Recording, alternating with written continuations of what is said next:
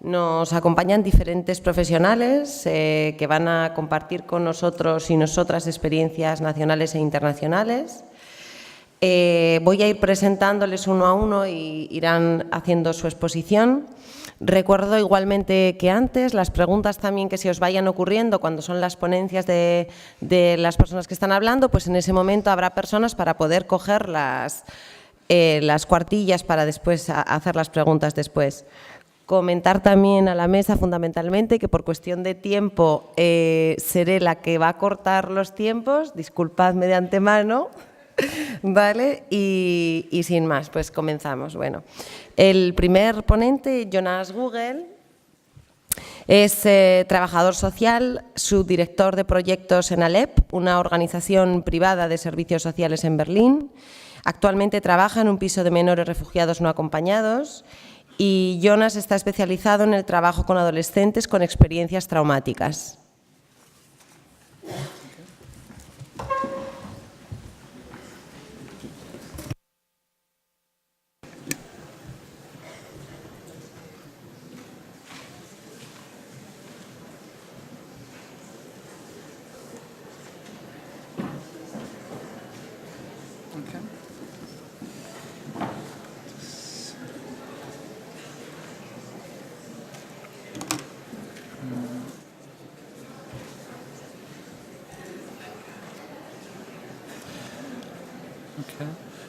Buenos días. I'm going to talk about Hola, voy a hablar del modelo e implementación de la atención y protección a la infancia y a la adolescencia con menores no acompañados en Berlín, centrándonos en el periodo de transición a la edad adulta. Hablo de refugiados, pero no únicamente menores, porque esto está diseñado para la edad hasta los 21. Os voy a dar un poco de información sobre nuestra organización para empezar y luego hablaré del marco legal de nuestro trabajo y de la atención y protección en Berlín y luego hablaré de la implementación pedagógica y los métodos y objetivos que utilizamos para asegurarnos de que los jóvenes logran su autonomía. Alep TV es una organización que fue fundada en 1988 y ha estado trabajando en el campo de la atención y protección a la infancia y a la adolescencia, trabajando con jóvenes en desventaja y en situación de vulnerabilidad y con familias en 3 estados federales en Alemania. Ofrecemos cuidados en centros para refugiados no acompañados.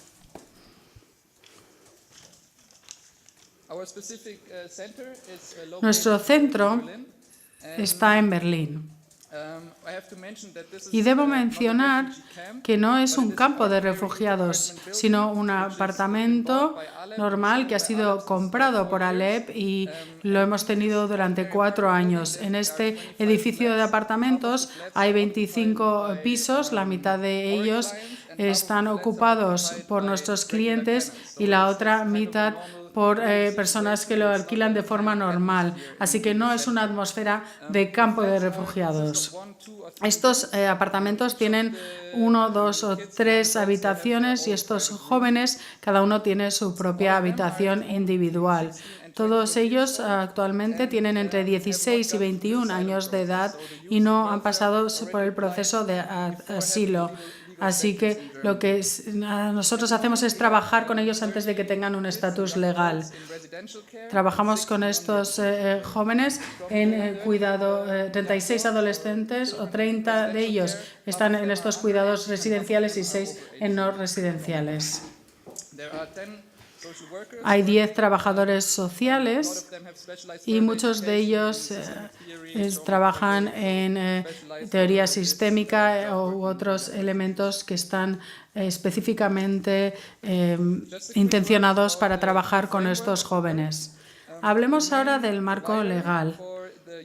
Principalmente tenemos a la Agencia de Bienestar para la Infancia y la Adolescencia, que proporciona la ayuda que puede llegar hasta la edad de 21 años. Aquí tenemos que diferenciar entre el cuidado en un centro o fuera de un centro. Por debajo de los 18, el gobierno está obligado a mantener a los jóvenes en un lugar, en un alojamiento, y pueden quedarse ahí posiblemente hasta los 21 años si hay una necesidad individual para ello. Si quieren salir de este cuidado, digamos, residencial, pueden pasar al no residencial y pueden estar ahí hasta los 21 y en algunos casos hasta los 27 años de edad. Así que esta ayuda no finaliza a los 18 y está basado no tanto en la edad, sino en las necesidades individuales de cada uno. ¿Y qué es lo que ofrecemos en este cuidado residencial? Es un servicio proporcionado por el Departamento de Bienestar y de Atención y Protección a la Infancia y a la Adolescencia en cooperación con socias como ALEP, y nos dan la financiación para proporcionar esta ayuda. Los jóvenes tienen un alojamiento que es alquilado o que pertenece a esta asociación.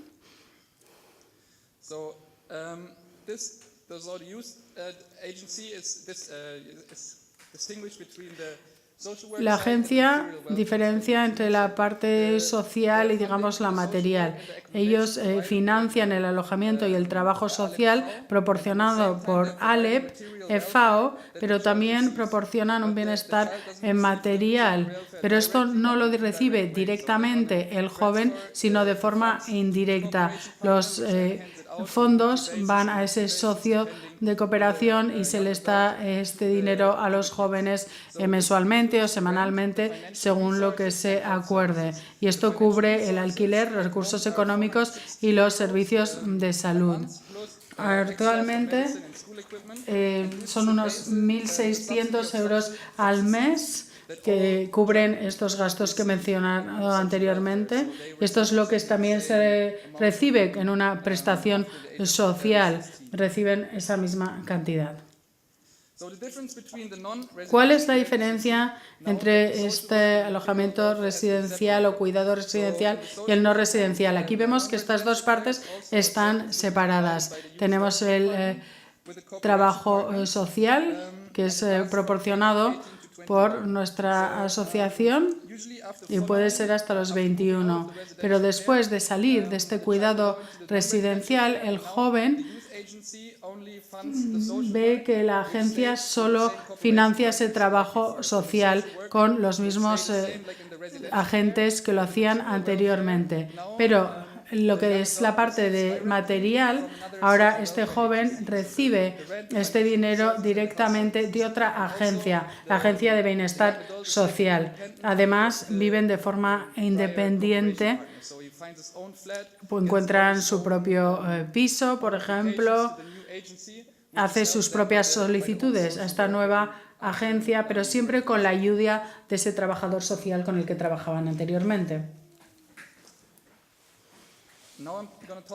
Ahora me gustaría hablar un poco de la implementación de este cuidado residencial, porque no queremos que simplemente reciban ayuda de forma pasiva, sino que tengan un rol más activo. Los dos principios básicos es asistencia con la autoayuda y promover la autonomía. Queremos que nuestros clientes se puedan ayudar a sí mismos. Esto es el objetivo. Y estos clientes pueden tener entre 16 y 21 años de edad. Hay distintas fases para conseguir esto. Es un proceso que primero lleva una bienvenida, un establecimiento y luego hacerse con el entorno. Esta primera fase puede variar según las necesidades de ese joven adulto en cuanto a tiempo. Esta fase de bienvenida tiene que ver con la llegada, porque tras muchos años o meses de huida han conocido a mucha gente y no saben muy bien en qué pueden confiar. Así que los primeros meses tratan de ser un proceso para crear confianza y una relación profesional entre el trabajador social y el adolescente. En este periodo también hay mucho trabajo administrativo. El trabajador social tiene que introducir al joven adulto en el sistema, informarle sobre los recursos adecuados, dónde encontrar un médico, por ejemplo, cómo organizarse en cuanto a la parte económica, el sistema escolar y también conectarle con los que tienen la tutela, que en el sistema de atención y protección a la infancia y la adolescencia. Por ejemplo, puede haber una persona que lo tutela de forma privada y que también es como una especie de mentor, pero que también es responsable legalmente de ese menor. Así que trabajamos también con los tutores legales. Luego también vemos cómo se trabajan las estructuras legales y luego ya pasamos a oportunidades de aprendizaje del idioma, aprender sobre la administración y también ver cómo podemos pasar al siguiente alojamiento encontrando una estabilidad y una perspectiva de futuro. Debo destacar que en esta fase es cuando, en vez de ser un agente pasivo, pasan a ser agentes más activos en esta fase de hacerse con el entorno. Esta es la fase en la que ya conocen el idioma y se desvinculan un poco más, están probablemente en formación profesional o estudiando y están intentando encontrar su propia independencia. La idea es estimular a estos jóvenes adultos para que aprendan también el lenguaje administrativo para hacer y realizar sus propias solicitudes y para tener un rol activo. También les ayudamos con la organización económica, como abrir una cuenta bancaria para poder transferir el dinero que nosotros recibimos de la agencia a su cuenta semanalmente o mensualmente, y también conectándoles con las instituciones de apoyo a adultos que existirán en su vida más adelante. Y también en esta fase finaliza con estos jóvenes teniendo un apartamento. Nosotros les proporcionamos una ayuda de seguimiento ambulatoria y así se ve cuáles son sus necesidades. And how do we make sure that ¿Y cómo nos aseguremos de que este joven pueda luego desempeñar un papel activo en su vida y en el sistema y pueda ayudar a diseñar el apoyo que va a recibir? Bueno, cada 6 meses nosotros celebramos una reunión con el cliente, el trabajador social y también el tutor legal si el joven tiene menos de 10 años. Y en esta reunión hablamos de los objetivos para ese joven durante los siguientes 6 meses. Aquí estamos hablando de quiero conseguir un estatus legal o quiero, por ejemplo, conseguir el nivel B1 en el idioma alemán o quiero ahorrar para comprarme un ordenador. Se plasman estos objetivos en lo que nosotros llamamos el plan de ayuda y se van evaluando y reevaluando durante el siguiente periodo. Es como un tratado que se firma entre las partes implicadas, todos los agentes implicados en el proceso.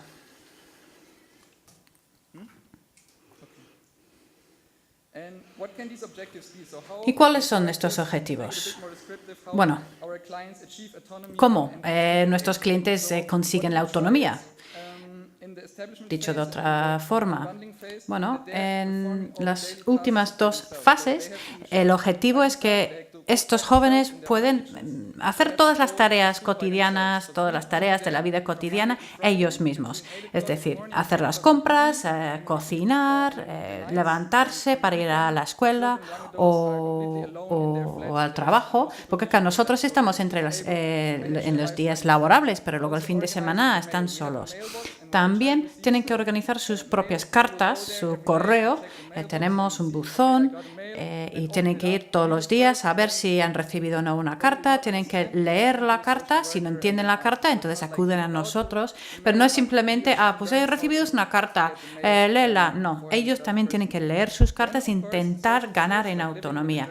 Y luego tienen que aprender destrezas sociales, es decir, convivir con sus vecinos alemanes. Porque claro, nosotros no estamos el fin de semana, con lo cual tienen ese control. Hay un control pasivo porque nosotros conocemos a los vecinos, entonces los vecinos nos dicen si hay algún problema y se van construyendo muchas relaciones entre los vecinos alemanes y nuestros clientes. Y luego hablamos mucho, o hacemos mucho hincapié en la participación, en ese proceso de toma de decisiones. Celebramos reuniones semanales, también mensuales, y les intentamos implicar en el proceso. Les damos ese poder, esa autoridad de tomar decisiones.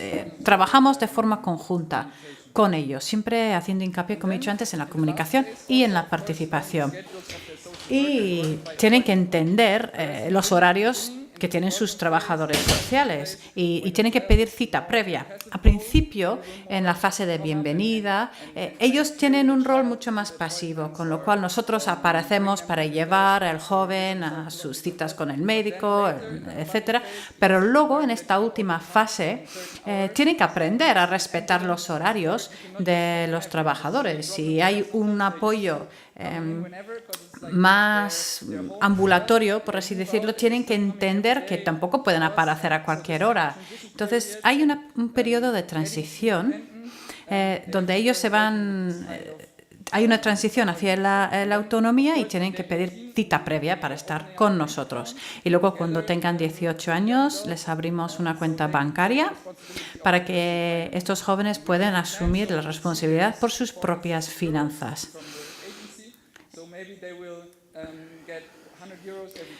Quizás van a recibir 50 euros a la semana o 100 euros cada 2 semanas y así poquito a poco aprenden a administrar sus ingresos. No les damos el ingreso, todos los ingresos, toda la cantidad a principio del mes, sobre todo a principio, porque muchas veces no son capaces de administrar ese dinero, con lo cual vamos poco a poco. Y luego nosotros, como trabajadores sociales, estamos con los jóvenes hasta los 21 años. Y esto es muy importante. No hay una rotura abrupta en los cuidados que nosotros proporcionamos. Porque, claro, muchas veces los jóvenes tienen que trabajar con diferentes agencias y recibe una carta, pero puede ir a una figura conocida, a su trabajador social de toda la vida. Y eso le ayuda mucho, tener esa continuidad. Y con eso termino.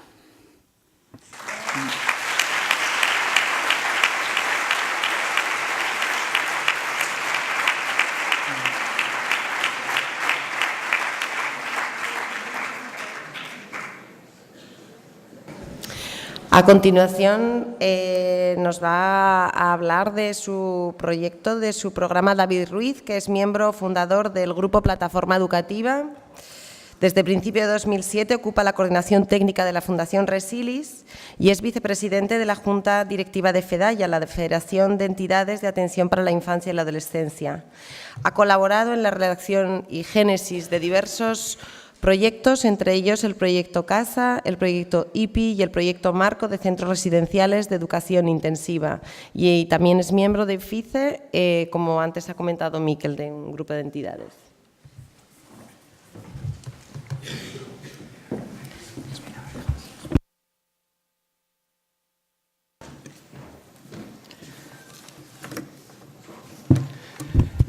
Buenos días. Sin acercarme al micro, ¿se oye bien? Porque tengo tendencia siempre a ir hacia adelante. Bien.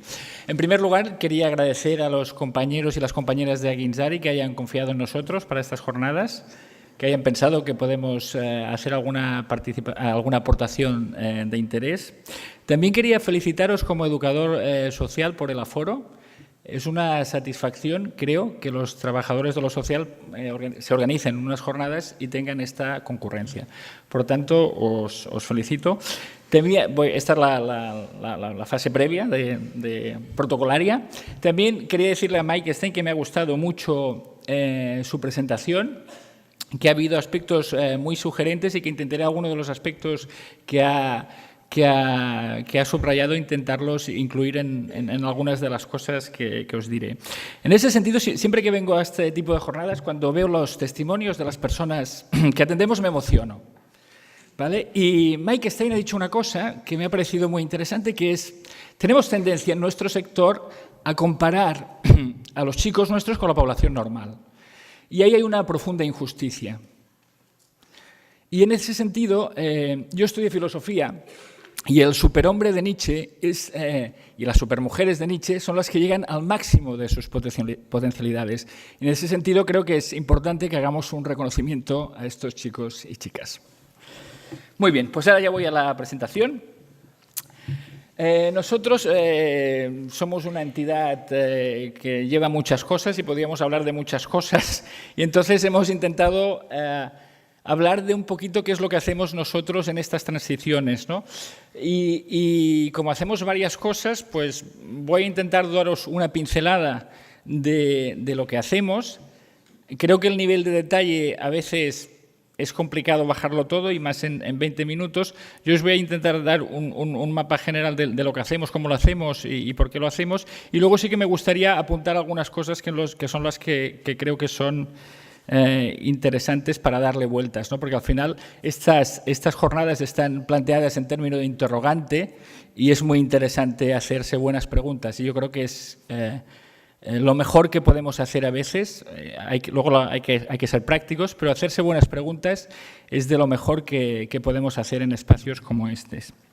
Bueno, yo os voy a hablar del Servicio de Promoción de la Autonomía y la Emancipación, que es un poquito el conjunto de servicios que nosotros agrupamos, ¿vale?, para acompañar a los chicos en sus procesos de tutela y de emancipación. Y estos son servicios que gestiona la Fundación Resilis y que se integran dentro de lo que es la cartera de servicios de la Generalitat de Cataluña, que eso es un tema también interesante, cómo las cosas que nosotros hacemos tienen que estar insertadas en una cartera de servicio y cómo eso a veces dificulta la innovación. Porque a veces los marcos jurídicos que nos amparan también son los que a veces nos dificultan innovar. Entonces nosotros tenemos algún servicio que está ahí un poco, dices, ¿esto está en la cartera o no está en la cartera? Bueno, no lo sé, pero hace falta, ¿vale? Esta agrupación nace de la voluntad de crear sinergias entre los servicios y la generación de un conocimiento y una metodología compartidas. Nosotros teníamos servicios, en un momento dado decidimos agruparlos para intentar tener esta sinergia. Muy bien, antecedentes y contexto. Creo que es importante hablar de dónde venimos y cómo venimos. Yo creo que en Cataluña, en Cataluña nos hemos preocupado y nos hemos ocupado del tema de la transición a la sistema adulta. Ha habido una preocupación y una ocupación que se ha hecho por parte de la Administración y se ha hecho por parte de las entidades del tercer sector como nosotros. Quedarse en el terreno de la preocupación solo genera malestar. Ocuparse es lo que transforma. Y entonces es importante preocuparse, pero sobre todo es importante ocuparse. Nuestra fundación siempre ha tenido un compromiso unívoco, inequívoco con este tema, porque nosotros tenemos que conectar con las misiones de nuestro trabajo y al final nosotros lo impulsamos porque siempre hay unas caras y unos nombres detrás. Y eso creo que es importante que lo digamos, porque a veces al tercer sector, que también se lo sitúa en el mercantilismo, una serie de cosas, no. Nosotros tenemos unas misiones que son las que nos llevan a impulsar proyectos, las que nos llevan a hacer cosas. Y nosotros hemos estado ahí desde el principio, ¿vale? Un poquito... Para que veamos, Mike lo ha dicho, la importancia, al final, el ocuparse pasa por legislar, por crear estructuras y por crear recursos. En ese sentido, pues podéis ver aquí un poquito cuál ha sido la evolución de las políticas de apoyo. En 1994 ya se crea el Plan Interdepartamental, que es una primera protoestructura en la Administración que intenta agrupar el conjunto de medidas interdepartamentales para los jóvenes tutelados de la Generalitat de Cataluña. En 2003 esta estructura pues, coge más dimensión, y en 2005 se crea ya como un área dentro de lo que es la administración catalana a través del área de soporte als joves tutelats i extutelats, el área de apoyo a jóvenes tutelados y extutelados. A nivel legislativo, en 2010 entramos ya con la Ley de los Derechos y Oportunidades de la Infancia, que incluye un articulado propio que recoge medidas asistenciales y de apoyo a la juventud tutelada. Y es la primera comunidad del Estado español que se obliga a sí misma a prestar ese apoyo, ¿de acuerdo? A través de estos artículos que luego los comentaré un poco porque también está bien saberlo.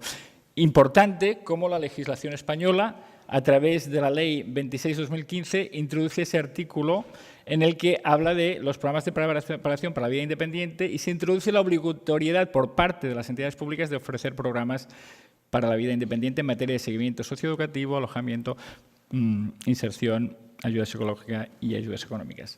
Estamos, pues, que hay un marco legal que nos ampara, ¿vale? Nuestra fundación, un poquito para que veáis, nuestro primer piso asistido para chicas es del año 1996. Hace poco, en un acto que hicimos de nuestra fundación, ese piso al final nunca nos lo han reconocido. O sea, es un piso que hemos ido haciendo, ¿no? Pero que siempre, digamos que no nos lo han pagado. Siempre hemos estado ahí apostando por eso, pero desde el compromiso, ¿de acuerdo? Muy bien, los artículos. Bueno, el hecho de que haya... de este artículo tienen que haber medidas que se dediquen a la inserción sociolaboral y de vivienda, creo que es importante, ¿vale?, para la autonomía de los adolescentes, y un aspecto importante que es que estas medidas se pueden empezar a aplicar a partir de los 16 años. Creo que es importante, no es a los 18, sino a partir de los 16. Esta medida me gusta por una de las cosas que hemos hablado aquí y que luego también le intentaré hablar un poquito más. El tema de las medidas asistenciales, como el hecho de que se pueda prorrogar las medidas de ayuda más allá de los 18 años. Es un tipo de ley que va en la línea de la naturalización de los procesos, que creo que es muy importante. Seguramente nosotros no recordamos cómo nos emancipamos, porque lo hicimos poco a poco. Bueno, yo no, pero bueno, es un caso... Otro día os lo explico. Nosotros es un proceso natural, la emancipación, y progresivo. El hecho de introducir las medidas asistenciales que pueden dar apoyo a los chicos es una medida, o sea, el hecho de que se puedan alargar las medidas asistenciales más allá de los 18 años es una ley que está en la línea de la naturalización, que creo que hay camino por recorrer. Bueno, pues estos programas lo que pueden ser, ¿vale? Importante el tema de las dotaciones económicas. Es para que sepáis un poco cómo está en Cataluña. A partir de esta ley, los menores extutelados que cumplan una serie de requisitos, que es fácil que los cumplan, también es justo decirlo, pueden cobrar esta ayuda desde los 6 meses hasta los 21 años. El tiempo tiene que ver con la temporada que el chico ha estado tutelado. Eso quiere decir que un chico, y ahora no sé si ha estado menos de 3 años o menos de 1 año, ahora no, solo puede cobrar 6 meses, y si ha estado chicos y chicas con una larga institucionalización pueden cobrar esta ayuda hasta los 21 años.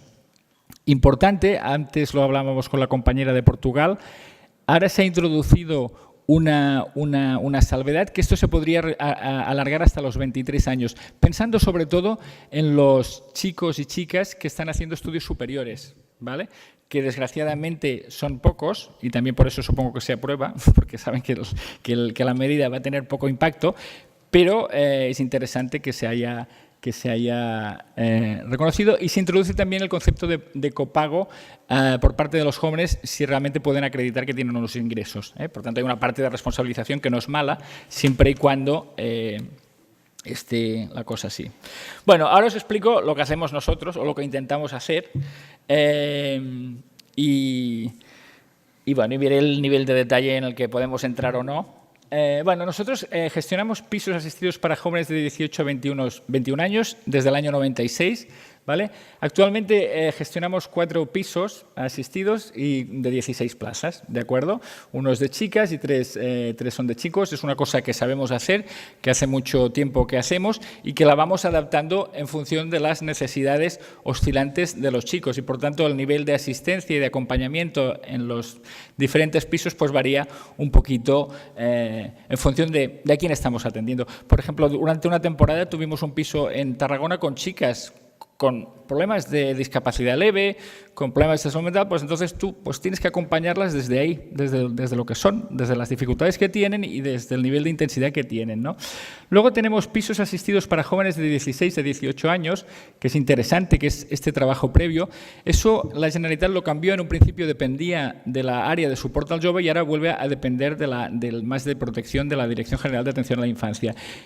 En estos pisos asistidos la presencia es permanente, siempre hay un educador, ¿vale? No están nunca solos, porque son menores de edad, ¿de acuerdo? Y luego tenemos el Espai Jove de FEPA, estamos en la Federación de Pisos Asistidos, que es un espacio que gestionamos, la entidad Resili lo gestiona en Girona, y lo que hace es un espacio de encuentro y apoyo a jóvenes extutelados y se les da apoyo en las diferentes áreas que requieren, ¿vale? Y si son 10 horas de atención semanal, es un espacio no residencial, es un espacio de asesoramiento. Estos 5 minutos, ya vaya. Estos son los servicios que se agrupan en el servicio de promoción de la autonomía y la emancipación, y luego tenemos 2 servicios que no están ahí, debajo de ese paraguas, uno de los cuales que sé que genera mucho interés y no sé si voy a poder dedicarme a todo lo que lo podemos comentar después si queréis, es un piso asistido de 16 y 18 años que depende del centro de acogida. Eso tiene que ver con la innovación. Nosotros en los centros de acogida, ¿qué pasa?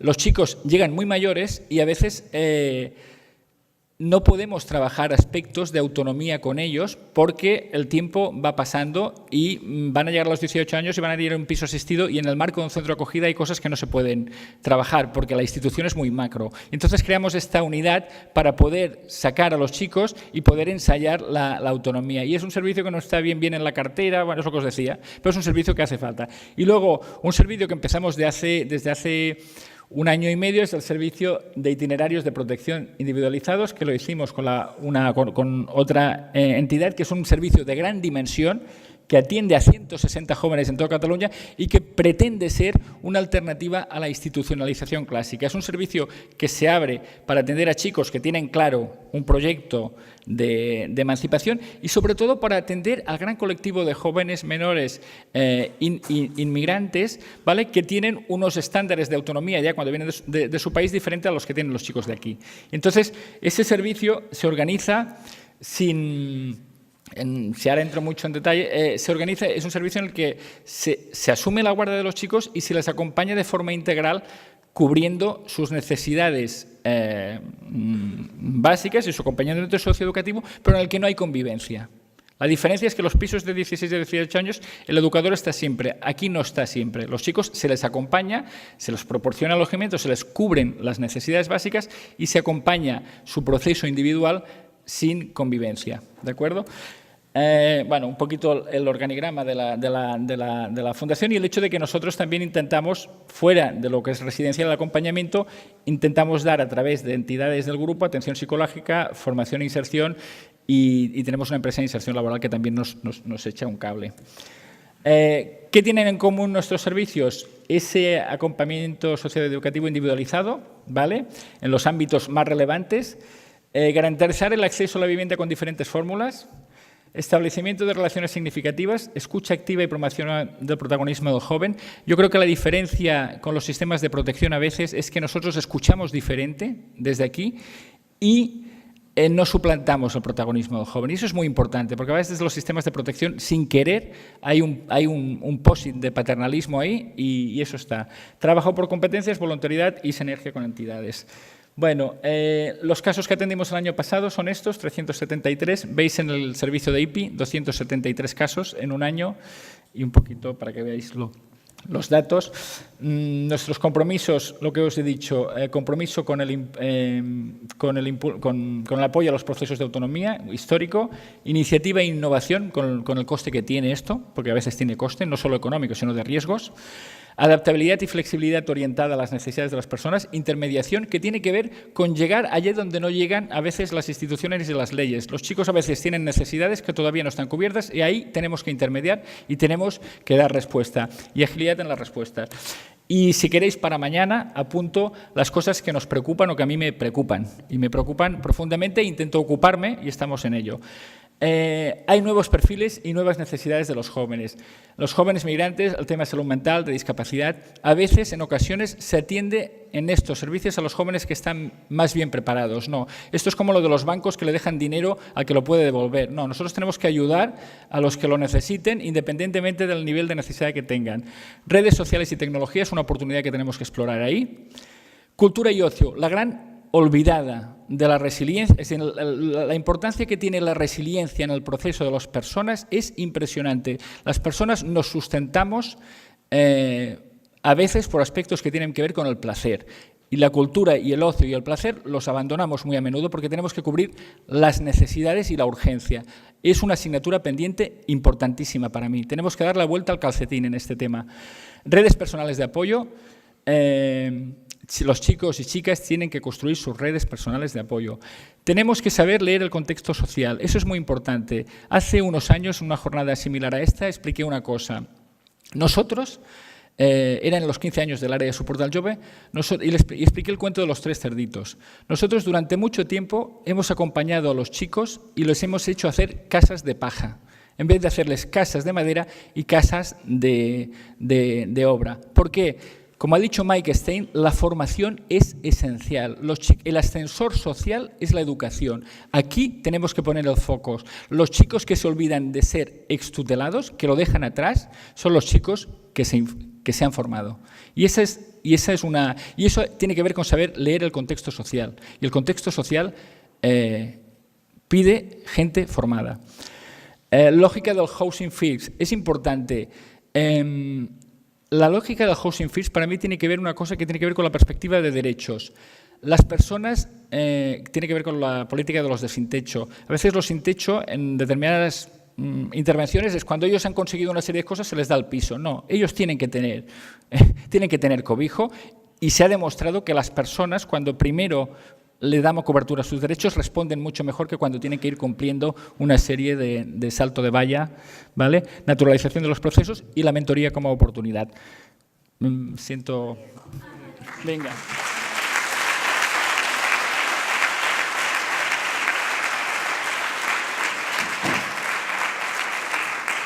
Ahora nos acompaña Isabel María Guerreiro López, es psicóloga, miembro de la Junta Directiva de la Associação Humanidades en Portugal. Desde 2006 es responsable de proyectos de innovación, pertenece a su vez a otras organizaciones a nivel nacional en Portugal e internacional en Europa, entre las que destaca Humanuscam, un proyecto innovador de impulso de transiciones a la vida independiente para mujeres embarazadas o que acaban de ser madres.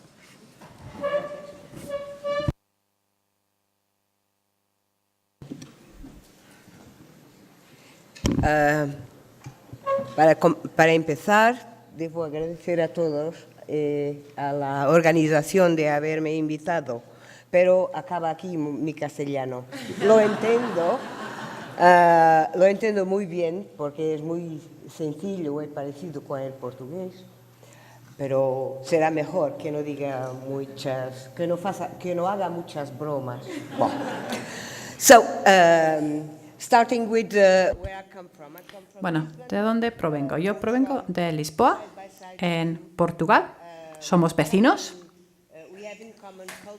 Tenemos una cultura en común. Yo creo que nos relacionamos los unos con los otros de una forma muy parecida. Y entonces, para contaros un poco de lo que hacemos, tengo que deciros que estamos al lado del aeropuerto, con lo cual os invito a venir a visitarnos porque es sería mucho mejor ver a estas niñas que acaban de tener un bebé, ver los bebés llorando, porque a veces lloran también, hay que decirlo, y estaremos encantados de recibiros. Entonces, mi organización ya tiene 20 años.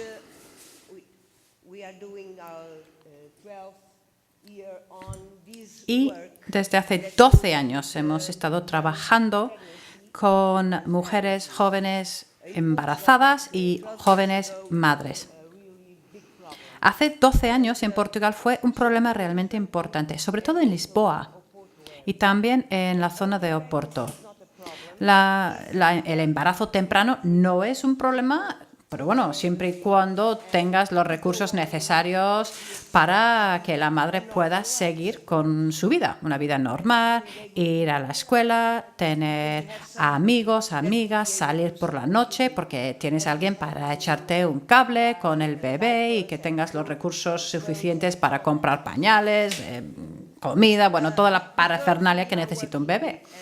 Pero las chicas con las que nosotros trabajamos, y somos una ONG y una organización sin ánimo de lucro, pues no tienen estos recursos. Y tenemos una misión que igual os parece un poco rara, y la misión es promover la inclusión social. Bueno, quizás no es una misión tan rara al fin y al cabo, ¿no? Que es lo que queremos todos. Queremos que todos y todas tengan la oportunidad de formar parte de la sociedad. Estamos hablando, yo soy muy pequeña, con lo cual por eso estoy aquí. Y si me pongo detrás del atril no me vais a ver, que es una pena, porque es mejor verme, ¿no? Entonces por eso estoy aquí. A veces no se me oye muy bien. Pero bueno, las igualdad de oportunidades, ¿qué quiere decir? Quiere decir que según tus necesidades vas a necesitar un enfoque u otro. Con lo cual, siempre hay que tener en cuenta las necesidades especiales, particulares de los clientes o las clientas en nuestro caso. Nosotros creemos firmemente en el empoderamiento. ¿Y qué significa ese término para nosotros? Porque tenemos que ser claros todos con las definiciones. Porque para nosotros significa la capacidad de decidir sobre tu propia vida y también cómo vais a recibir las ayudas y los apoyos. Entonces, según ese valor, porque si tuviéramos otro valor estaríamos haciendo otra cosa. ¿Me oís bien? Desde la cabina lo oímos un poco a ratos, pero bueno, sé que hay un poco un desfase y haremos lo que podamos. A veces se le oye, a veces no se le oye tanto. Bueno, para nosotros el empoderamiento tiene ese significado. Yo hablo de hacernos grandes, no es que me voy a engordar, sino ser mejor, queremos ser mejor, queremos llegar más arriba y queremos tener autodeterminación. Es decir, yo tengo que poder decidir cómo quiero vivir mi vida, cuál va a ser mi proyecto de vida y que tenga que tener las oportunidades para poder realizar este sueño. Y si queremos dar a estas niñas, estas mujeres, estas jóvenes, estas oportunidades, tenemos que trabajar de una forma muy determinada. ¿Y cómo tenemos que trabajar? A través de la participación. Y eso no es un término sencillo y no es una tarea sencilla tampoco. ¿Cómo lo hacemos? Tenemos dos enfoques distintos. Uno que tiene que ver con la prevención, porque queremos dejar de existir. Nos encantaría poder cerrar las puertas y dedicarnos a la música, el baile, la danza. No hacemos lo suficiente en nuestro trabajo para poder cerrar nuestras puertas y esto es una responsabilidad para mí y también para vosotros. Y además, para nosotros también es importante cuáles son aquellos problemas a los que nos enfrentamos.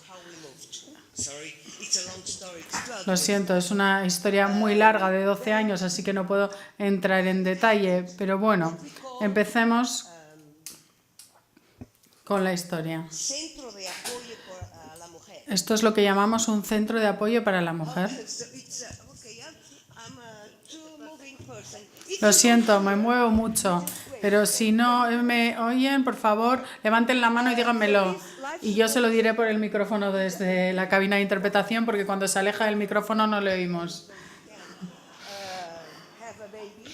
Bueno, tenemos estas mujeres que van a tener un bebé y este es un servicio con un diseño especial. ¿Y saben cómo comenzamos con estos servicios? Tenemos 3 tipos de servicios y estos servicios se crearon no porque nosotros nos planteamos que tenían que existir. Sorry. I won't move. Intentaré no moverme. Bueno, como iba diciendo, esos servicios que tenemos son 3 tipos de servicios. En primer lugar, tenemos unas instalaciones de guardería.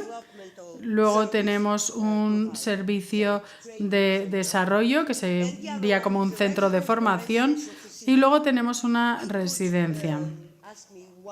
Me podríais preguntar el porqué de estos servicios y estaría bien que lo hicieseis.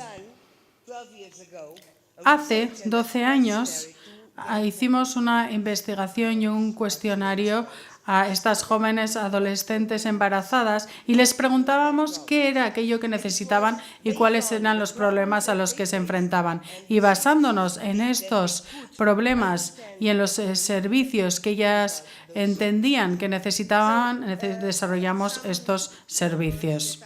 Tengo aquí algunas cifras que quizás no sean demasiado interesantes, pero sí que me gustaría haceros conscientes de, sobre todo, esta cifra y esta idea. No sé si aquí también se han enfrentado en sus servicios a un embarazo temprano, pero lo que hemos visto es estos son los problemas y acuérdense de nuestra definición del empoderamiento. Y tenemos un bajo acceso o pobre acceso a los recursos. Además, tenemos estas jóvenes mujeres cuyas circunstancias no les ayudaban a entender cuáles eran las consecuencias de ser madre. Y además,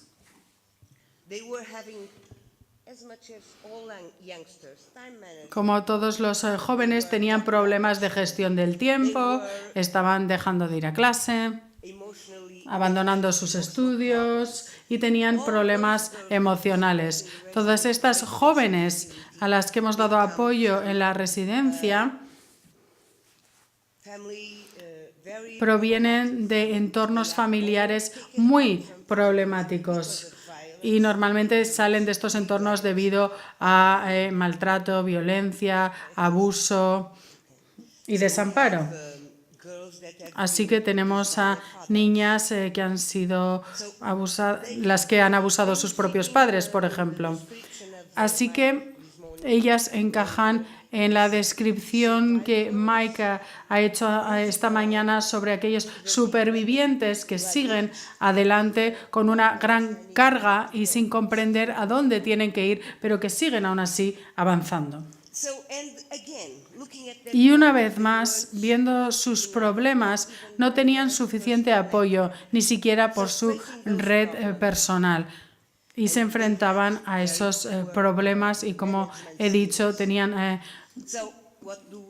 pocas capacidades a la hora de gestionar su tiempo. Así que, ¿qué es lo que hacemos? Nosotros promocionamos el empoderamiento, pero ¿cómo? Porque esto fue un punto de partida para los servicios, pero además también es una forma de trabajo con ellas, porque ellas desarrollan su propio plan de acción cuando comenzamos, y el plan de acción es algo en el que hablamos de la autonomía. Este es el objetivo. Y luego también establecemos un sueño para ese objetivo y planificamos los objetivos y los demás detalles que se incluyen con ellas. Nosotros no les forzamos, por ejemplo, a ir a estudiar y tienen 14 o 15 y se supone que deberían de estar en el sistema de enseñanza. Probablemente en unos días ellas mismas se darán cuenta de que tienen que estudiar y ellas mismas vienen y te dicen, sí, tengo que ir a estudiar. No les tenemos que forzar, es su plan, son sus objetivos y nosotras únicamente les damos apoyo en esta planificación. Y además también les proporcionamos apoyo desde un punto de partida para que tengan acceso a recursos y para que tengan su autonomía en el futuro. Normalmente están con nosotros unos meses, años, la media es 1 año y medio a 2 años y estamos hablando de chicas de 14 a 18 años de edad. Y todo el debate que hemos tenido en cuanto a la transición me ha hecho plantearme si estamos haciendo todo lo que podemos en cuanto al objetivo. ¿Somos claros con el objetivo que tenemos y en el trabajo que realizamos? Deberíamos siempre hacer todo lo posible para que haya una fase de transición de este modo. Bueno, como veis, tengo muchísimas preguntas y quizás no sea el momento de plantearlas todas, pero sí que podríamos reflexionar sobre este tema. Como decía, tenemos que tener claro qué es lo que queremos hacer, que tengan sus recursos de seguridad social, que tengan acceso a la sanidad, al mercado laboral. Esta es una forma agradable de mostrar qué es lo que hacemos. Damos apoyo durante un camino que no es nuestro, pero nosotros somos responsables de que tengan esto claro desde el principio. Cuando llegan a nosotros están muy confusas, tienen problemas muy difíciles de resolver y ellas mismas tienen que resolverlos. Nosotros no estamos ahí para resolverles sus problemas. Y por último, me gustaría hablar un poco del tipo de formación que proporcionamos y luego podrán verlo más adelante. Pero lo que quiero explicar es que aquí no hay nada que sea obligatorio. Depende de los objetivos y el proyecto de vida para cada una de estas chicas. Además, promocionamos sanidad, les damos apoyo legal porque muchas veces ni siquiera tienen papeles. Promocionamos la educación, la formación, la empleabilidad y el acceso a recursos y prestaciones sociales y, por supuesto, al alojamiento, porque para ser autónomas necesitan un lugar en el que vivir. Y luego, en cuanto al cuidado residencial, tenemos ahora algunas de las chicas que son autónomas con sus hijos. Las cifras no son exactas. Ahora tenemos a 14 personas y de 111 tenemos a 5 que han continuado con más necesidad de ayuda, que por supuesto siempre es demasiado. Estas cifras que están aquí creo que son muy significativas. ¿Ven el número de personas a las que se ha podido dar apoyo desde hace 11-12 años? No son muchas. 337. Pueden ver el número de personas con las que trabajamos, además de las que están bajo nuestros cuidados. Pueden ver la diferencia porque desde el punto de partida tenemos que comenzar construyendo una red de apoyo social. Es uno de los áreas claves en las que debemos incidir para que estas mujeres puedan ser autónomas. Yo misma necesito una red de apoyo. Yo, personalmente. Ellas también lo necesitan. Simplemente son personas como vosotros y como yo. Así que nuestro principal campo de trabajo es con ellas y con esta red de apoyo. Aquí tienen la invitación, serán muy bienvenidos. Gracias. Gracias a toda la mesa, está siendo muy interesante. Bueno, ahora va a pasar a contarnos Kerstin Fjordbak-Tria. He intentado decirlo. Kerstin es asesora y consultora en el Consejo Danés de Refugiados sobre personas refugiadas, voluntariado y construcción de relaciones. Imparte formación y gestiona el mantenimiento de partenariados, así como diferentes proyectos en los que combina el conocimiento teórico y práctico sobre cultura y religión. On behalf of DRC, En nombre del Consejo Danés de Refugiados, me gustaría darles las gracias por invitarme. Estoy honrada de estar aquí y de poder estar representando a nuestro Consejo. Me llamo Kerstin y trabajo como consultora en la parte que tiene que ver con la integración del DRC. y trabajo sobre todo con refugiados e inmigrantes en la integración en la sociedad danesa. In order to stay within the framework, I will be quite strict. Voy a intentar I would stay strictly. ser bastante estricta para cumplir con el tiempo y voy a continuar con mi presentación. Para que entendáis quiénes somos, me gustaría hacer una breve introducción a nuestra organización y las actividades que realizamos en el Consejo de Refugiados danés. Como he dicho, hay muchos departamentos y principalmente trabajamos de forma internacional, pero yo voy a centrarme en la integración y en el departamento que trabaja dentro de Dinamarca. Es una organización humanitaria privada que fue creada en 1956 tras la invasión soviética de Hungría, en la que muchas organizaciones danesas se unieron para ayudar en aquel momento a unos 1.400 refugiados de Hungría. ¿Cuál es el modelo danés? El modelo danés está basado en la Ley de Integración danesa, y para que comprendan esta ley, el marco con el que trabajamos, debo, por supuesto, mencionar, como decía, la ley.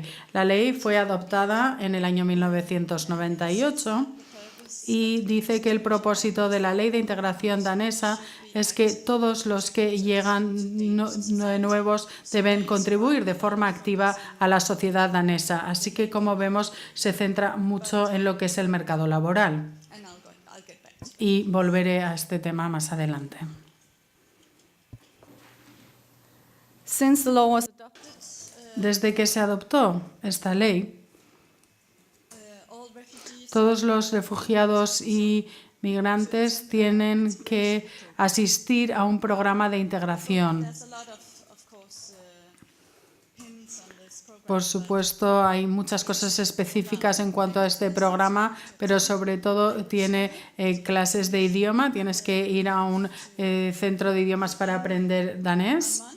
From being placed in a Un mes tras estar en un municipio, debes también estar en un proyecto de orientación laboral. as you see in the next pen, Y como ven, responsibility of esto es responsabilidad de los municipios, el que se ejecute esta ley. Cada individuo tiene que firmar una declaración de ciudadanía para obtener asistencia económica durante los primeros 5 años, que se llaman las prestaciones de integración. Pero debo decir que es una cuantía bastante baja y es muy difícil vivir con eso en Dinamarca, que es un país bastante caro. DRC supports government. El apoyo del DRC y del Gobierno se da a los municipios en todos los niveles. Ayudamos con nuestros servicios en todos los niveles, como decía. So how does that match the DRC vision? Will it Así que esto encaja muy bien con la visión de nuestro Consejo, ya que el empoderamiento y una vida digna llevan a la participación, el autoempleo y la mejor vida para los ciudadanos. Lo que hacemos es asistir, proteger y empoderar a los refugiados y los desplazados para que tengan una vida y un futuro mejor. Aquí, en esta imagen, puede ver cómo intentamos lograr este objetivo. En primer lugar, tenemos al individuo y luego tenemos la visión de vida digna en el centro. Y alrededor tenemos 6 esfuerzos principales que el Consejo intenta promocionar.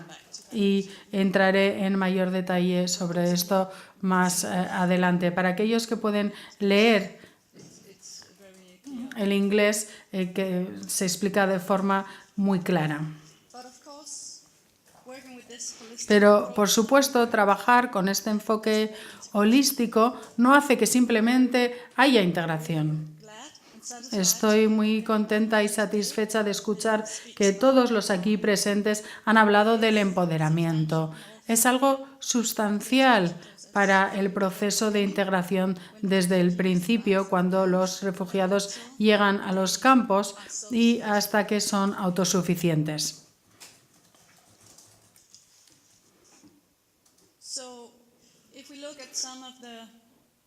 Así que si observamos algunos de los elementos de la integración, bueno, en primer lugar vais a ver la transparencia 2 en lugar de la 1, pero nuestro proceso de integración proporciona servicios de interpretación. Lo siento, no soy tan buena como estas personas que están haciendo la interpretación aquí hoy. También tenemos centros de investigación, defensa de los derechos de los refugiados en Dinamarca. Y creo que me he saltado... ahí está la transparencia que me faltaba. Además, también proporcionamos servicios de integración especializados, recepción de los refugiados, también ayudamos con búsqueda de trabajo, y esto está en todo Dinamarca, y además tenemos una gran red de voluntarios, que también hablaré de ello, y de hecho ahí es donde yo me encuentro dentro del Consejo como consultora para dar apoyo en las redes de voluntarios. Pero lo interesante es la práctica, cómo se lleva a la práctica todo esto que acabo de explicar. Hay que darse cuenta de cuál es el valor de la sociedad civil y lo importante que es que formen parte de la solución de integración. En todo Dinamarca, en los distintos departamentos de integración, cada vez hay más financiación para dar apoyo a la sociedad civil para que formen parte de la solución. Nuestros grupos de voluntarios se organizan ellos mismos, normalmente crean partenariados con los municipios y localmente deciden cómo trabajar conjuntamente.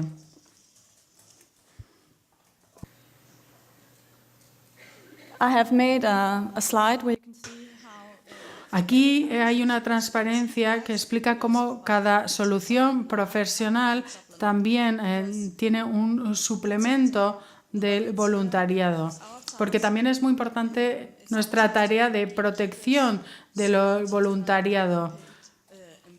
No queremos que sean empleados no remunerados, pero al mismo tiempo queremos subrayar la importancia de la responsabilidad de aquellos que trabajan como profesionales, y así también podemos proteger a los voluntarios y a los nuevos ciudadanos para asegurarnos de que las autoridades son las que realmente son responsables y nos podemos asegurar de que se están teniendo en cuenta sus derechos como ciudadanos, pero no tengo tiempo para entrar en mayor detalle en este tema. ¿Cómo aseguramos que se consiguen sus objetivos? Por ejemplo, trabajamos conjuntamente profesionales y voluntarios y empresas trabajando en información y formación. Y esto se hace dentro de distintos departamentos de nuestro consejo, pero también colaborando con distintas organizaciones y administraciones y con el mercado laboral. Luego tenemos la creación de capacidades de los refugiados a través del idioma, el empleo, la educación, la información y el conocimiento de la comunidad local, y esto se hace a través de tanto profesionales como voluntarios. Luego también dando apoyo y asistencia como nuevo ciudadano. advocacy based on Y luego también tenemos una defensa basada en también trabajo de profesionales y voluntariado. Así que tiene mucho que ver con la información y la educación y los servicios que también se dan sobre o para aquellos que sufren traumas. Esto es una gran parte de nuestro trabajo, el comprender y dar la información. Y tenemos muchos proyectos centrándonos en este tema. ¿Cómo voy con el tiempo? 5 minutos, vale. yes. I will just run through a few of them. We have a joint housing for Luego tenemos estos alojamientos para menores refugiados no acompañados. Quizás haya algunas similitudes con la presentación anterior, pero esto es una intervención profesional. you can as a minor Como menor, whenever as long as the municipality puedes entrar en este esquema y si el municipio quiere pagarlo, entonces puedes entrar en este sistema. El municipio se hace cargo y son los educadores, trabajadores sociales, psicólogos, psicoterapeutas y demás los que están a cargo de estos jóvenes. Y además intentamos que hablen el mismo idioma los trabajadores y los nuevos residentes. skip the professional mentorship. Voy a saltarme la mentoría profesional. Good. So I'd like to talk just really quickly about Y ahora me gustaría rápidamente volunteer-based activities for refugees. hablar de las actividades para refugiados basadas en lo que organizan los voluntarios. Volunteers in carrying out for young refugees and immigrants. Y estos son el tipo de actividades que realizan estos voluntarios. Por ejemplo, formación en idioma y hablar, asistencia en el trabajo del hogar, We've already heard asistencia cada día y luego también asistencia legislativa. advisors Tenemos asesores legales specialized in especializados en la legislación de integración danesa, que es muy compleja y que cambia casi cada día. Y en este caso son voluntarios estos asesores. También tenemos una red de familias y volveré a esto más adelante. Y luego tenemos los intérpretes de todos los días, que son voluntarios multilingües que traducen material para el Consejo de Refugiados danés y también hacen traducciones para las relaciones entre redes. También luego tenemos actividades de tiempo libre y hay una fundación que lo que hace es organizar actividades deportivas musical. y algunas actividades relacionadas con la música también. A youth organization Y luego tenemos una organización de jóvenes en el Consejo de Refugiados danés llamada DFANC, que organizan campamentos de verano para los refugiados. Su visión all the refugees are involved. es que todos los refugiados estén involucrados desde el punto de partida y la línea entre los participantes y los voluntarios realmente acaba desapareciendo. It's a very precise and good Se trata de una forma estupenda de asegurarse de que los jóvenes refugiados tengan y crean estas relaciones según van integrándose en la sociedad danesa con otros jóvenes daneses. very shortly on network families. Brevemente querría hablar de las redes de familias. Mike Stein ha estado hablando de la continuidad en las relaciones. Esto realmente es un maravilloso ejemplo de ello, porque por supuesto los trabajadores sociales no tienen tiempo en ocasiones de quedarse y dar respuesta a todo tipo de preguntas para aquellos que llegan de nuevo. Así que tenemos por un lado ese programa profesional, pero luego también se Volunteer and pone a un voluntario con un nuevo ciudadano, basándonos en unos perfiles que ellos rellenan. Por supuesto, siempre se hace con voluntarios y estas personas saben que estas personas con las que quedan son voluntarios y que lo hacen de forma voluntaria y les pueden plantear cualquier pregunta que se les ocurra, incluso cualquier pregunta tonta que puedan tener sobre cómo es la sociedad danesa. Muchas veces los nuevos ciudadanos dicen que se sienten muy seguros en estas relaciones y que pueden preguntar cosas que no se atreverían a preguntar a otras personas.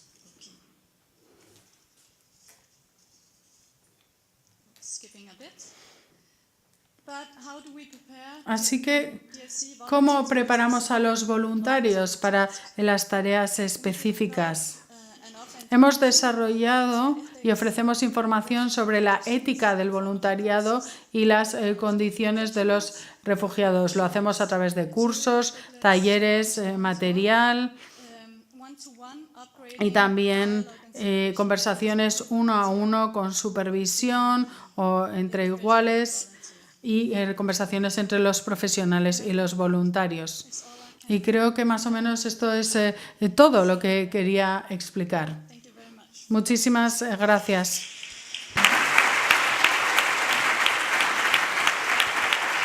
Thank you.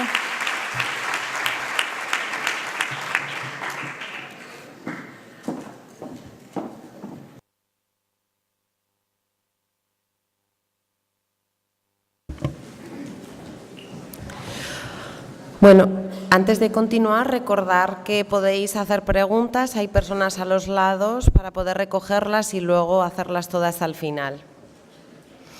Pasamos a presentar el programa Mentor. Carlos Rosón es director de IGASES, una entidad del tercer sector social de Galicia, que lucha por la infancia segura, por el derecho a la educación y por el derecho al empleo de chicos y chicas en situación de pobreza o exclusión social. También es director de la Fundación Trébol de Iniciativa Social. Ostenta diversos cargos en redes del tercer sector por la juventud y la inclusión y también es miembro de la Junta Directora de FISE.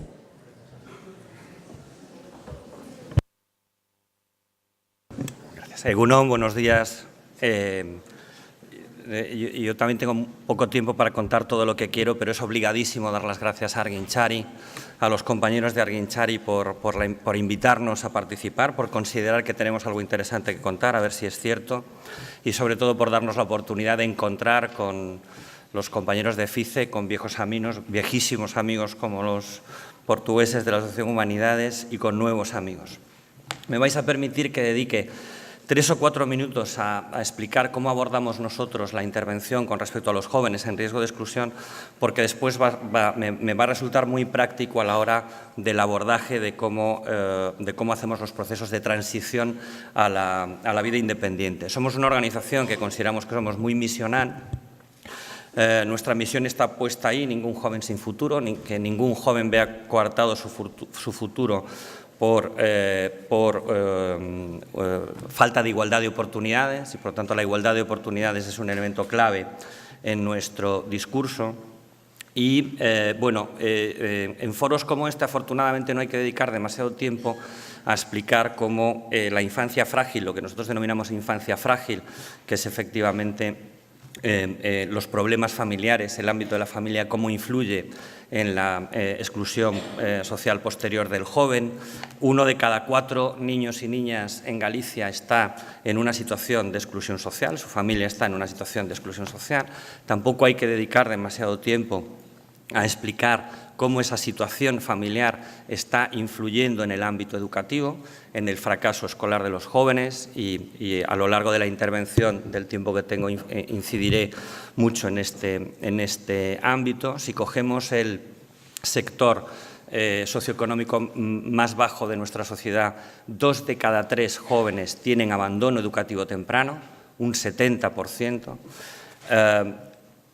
La influencia de esa educación interrumpida en lo que es la inclusión social posterior, la inserción laboral posterior, también es clara. El 34% de nuestros jóvenes están en riesgo de exclusión.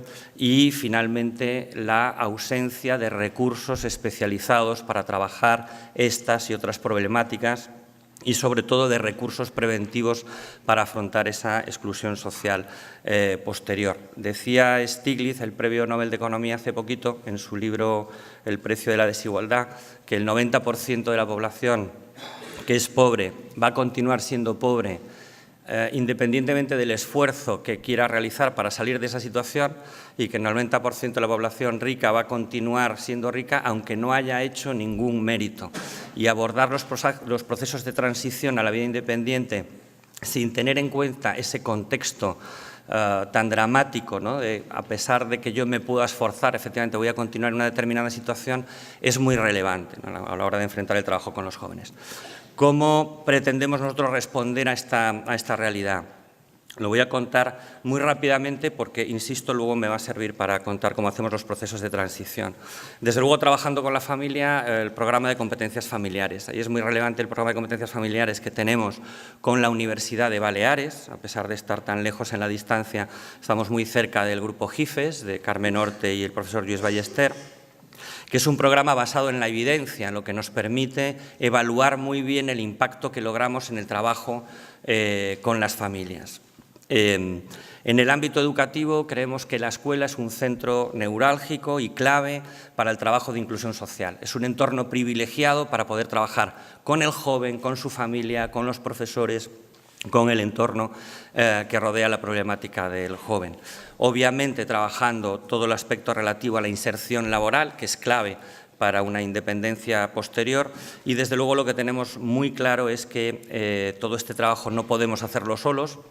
Esta misión que tenemos trasciende a la organización, trasciende nuestros recursos, nuestras capacidades, incluso nuestra inteligencia, y por eso entendemos que es necesario alianzas y aprendizajes con todo el entorno comunitario, desde el punto de vista de la intervención y de las necesidades del joven en concreto, desde el punto de vista de la generación de conocimiento. Por eso esas alianzas con universidades, con la Universidad de Baleares, con el grupo GIFI de la Universidad de Oviedo, que está evaluando ahora mismo el programa, con la formación específica para trabajar con jóvenes que llevamos con la Escuela Universitaria de Trabajo Social de la Universidad de Santiago de Compostela, y también para un elemento cada vez más relevante para nosotros, que es la incidencia política.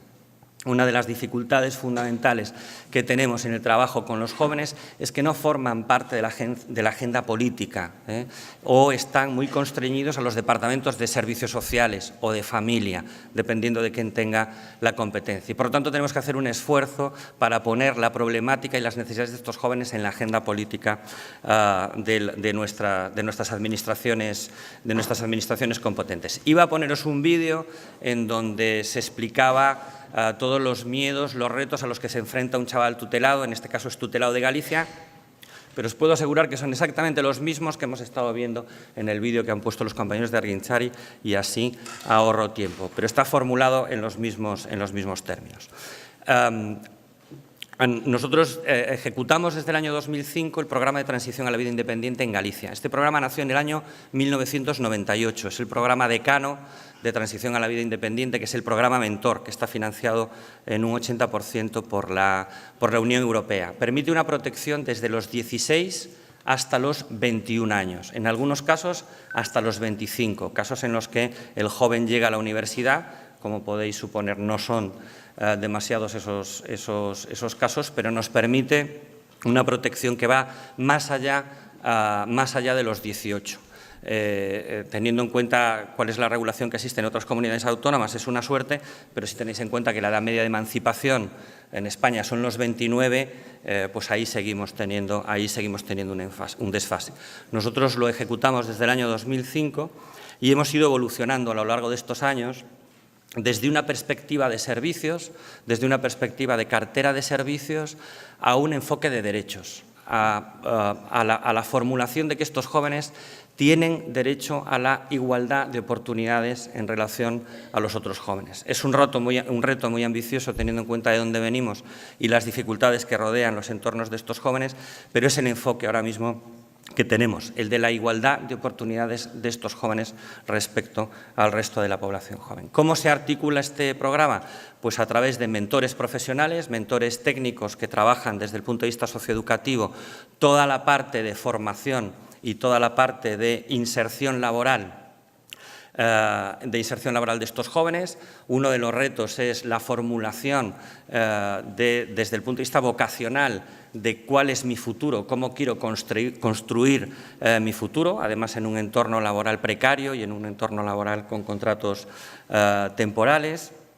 Y, por lo tanto, hay un trabajo muy intenso con el mundo empresarial para la detección de necesidades y para poder encajar esas aspiraciones y esas expectativas de los jóvenes respecto a las necesidades del mundo laboral. Tenemos recursos residenciales, dos tipos de recursos residenciales, lo que son las viviendas de autonomía, en donde hay una presencia permanente de un equipo educativo y en donde lo que se hace, para entendernos, es un ensayo de autonomía. La vivienda es llevada por los propios jóvenes en asamblea semanal, en donde debaten las tareas a desempeñar, desde los menús, las relaciones con el vecindario, la problemática, el ocio, la problemática que puede tener esta vivienda, el ocio, pero hay una supervisión constante de un equipo educativo. Preparamos a los jóvenes para la autonomía en esas viviendas de autonomía y luego las viviendas de independencia, en donde ya es totalmente autogestionada y la presencia del educador es esporádica para ver necesidades y para ver cómo se van desarrollando los proyectos de inserción. No hay un límite de edad, no están hasta los 18 en la vivienda de autonomía y luego van a la de independencia, sino que procuramos, en la medida de lo posible, si se puede decir, respetar el proceso natural de transición y de emancipación del joven. Por lo tanto, puede estar en la vivienda de autonomía hasta los 21 años, salir directamente al mundo independiente o puede transicionar a través de la vivienda de independencia. Hay ayudas económicas, hay una cuantía importante, pero nunca suficiente, de ayudas económicas, pero lo que hemos logrado es poder adaptarlas a las necesidades del joven. La Administración, ya sabéis que siempre quiere protocolizar las cosas a efectos de control y a efectos de que efectivamente el dinero público se gaste, pero hemos logrado que estas ayudas den respuesta a las necesidades más variopintas para eliminar las barreras que hacen que ese joven llegue a esa vida independiente, desde material para un curso a un carnet de conducir o incluso fianza o primeros meses de alquiler de una vivienda.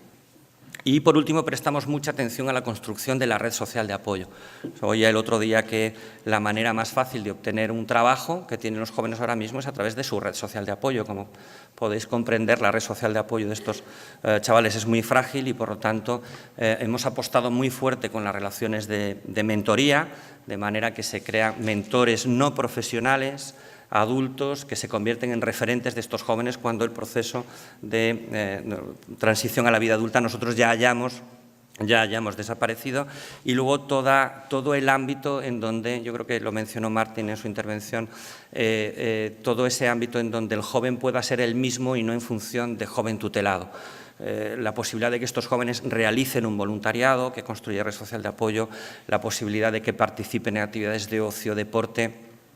Lo trabajamos con mucha intensidad, y el peer mentoring, la mentoría entre iguales, es decir, el aprovechamiento de la experiencia de los jóvenes que ya han superado ese proceso de transición y que pueden servirnos para acompañar a procesos que están actualmente en marcha. Bueno, todo esto se realiza, voy a pasar muy por encima, a través de un proyecto individualizado, en donde se hace una evaluación inicial, se constatan las expectativas del joven, pero sobre todo es un proyecto que se hace con el joven. El joven tiene la copropiedad de ese proyecto y, por lo tanto, él marca conjuntamente con el mentor de la vivienda sus objetivos en las diferentes áreas, en el ámbito personal, en el ámbito residencial, en el ámbito comunitario, etcétera, etcétera, ¿no? Que se va evaluando cada 6 meses, siempre que haya algún elemento que provoque una nueva evaluación, y en todo caso cada 6 meses se produce una reformulación, un análisis de esos objetivos y una reformulación de esos objetivos. He traído algunos datos rápidamente para que os hagáis un contexto de más o menos. Estamos atendiendo del orden de 500 chavales, de 500 chicos y chicas al año. Hay una convergencia en el tema de género. Antes venimos de un contexto en el año 2008 de más chicos que chicas, una proporción de 2 a 1, ahora se está igualando. Creemos que la tendencia va a llegar al 50%. Bueno, la edad media de acceso son los 17 años. Nosotros consideramos que es tarde, hay temas que es necesario abordar desde el propio sistema mucho antes que se inicien los procesos de transición a la vida independiente y, por lo tanto, desde el sistema tenemos que hacer un esfuerzo para que se puedan abordar y, digamos, las organizaciones que estamos trabajando esa transición podamos actuar en los factores críticos y no tengamos que estar actuando en elementos elementos que ya deben de venir trabajados, digamos, del propio sistema o del origen del joven.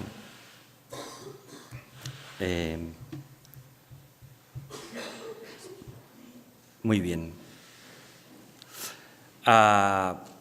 Esta es relevante para luego los retos con los que tenemos que enfrentarnos, que es, hemos pasado de prácticamente atender a 2 de cada 3 chavales en centro residencial a un 50% en familia. Y esto es muy relevante a la hora de los retos que tenemos que enfrentar, ¿no?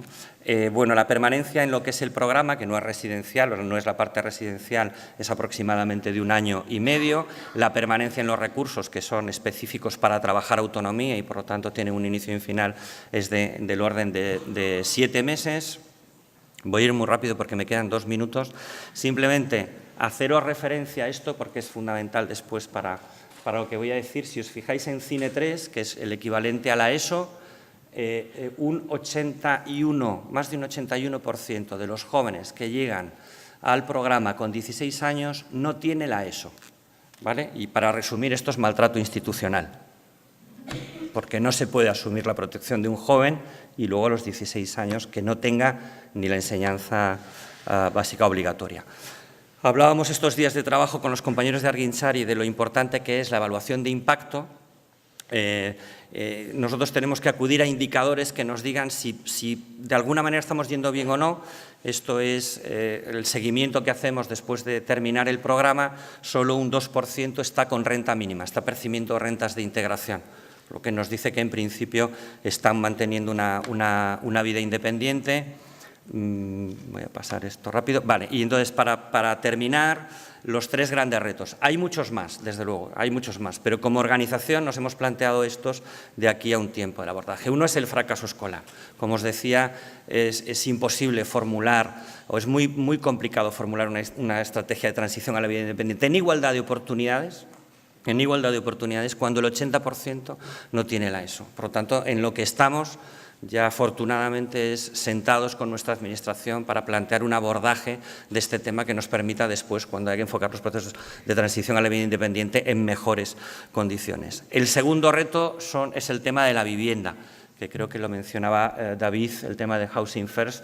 Estamos invirtiendo, es decir, el programa Mentor supone, para que os hagáis una idea, 1,5 millones de euros al año en programa de autonomía. Se articula todos los servicios de autonomía en Galicia a través del programa Mentor. Sin embargo, cuando ya dejamos al chaval preparado para la vida independiente, tiene enormes dificultades de acceso a vivienda. Hemos intentado, a través de la adaptación a Galicia del plan de vivienda, que fueran colectivo prioritario, pero hay un desconocimiento y una estigmatización de este colectivo muy fuerte. Estamos intentando ahora que haya acceso a vivienda pública, que puedan acceder, sea colectivo prioritario de acceso a vivienda pública. Y el tercer reto es la familia. Es decir, queramos o no, ya os decía, el 50% de los chavales que estamos trabajando están en el ámbito familiar. Y aproximadamente un poquito más del 50% de los que salen de nuestros recursos residenciales, la familia está presente. Por lo tanto, queramos o no, la familia es un elemento que está en el proceso de transición a la vida independiente sin que se haya trabajado muchas veces o haya fracasado el tipo de intervención que se hace con la familia. Por lo tanto, lo que intentamos ahora es la adaptación del plan de competencias familiares basado en evidencias que antes os había mencionado e intentar introducirlo en lo que es todo el proceso de transición a la vida independiente. Y me van a regalar 30 segundos. Galicia es una entidad discriminada por cierto sector de Argintzari en número de abrazos. Y entonces ahora me lo van a compensar en número de tiempo. Os decía que hay un problema. Necesitamos colocar a nuestros chavales esta situación en la agenda política. Y en la agenda política no solo de servicios sociales, sino de educación, de sanidad, sanidad, de vivienda. Es decir, las dificultades que nosotros nos encontramos es que no están en esa agenda política. Y por lo tanto nosotros nos hemos marcado que en cada intervención que realizamos y en cada foro en el que participamos, ponemos este vídeo de una campaña que hemos hecho hace un año y que os agradecería que compartierais.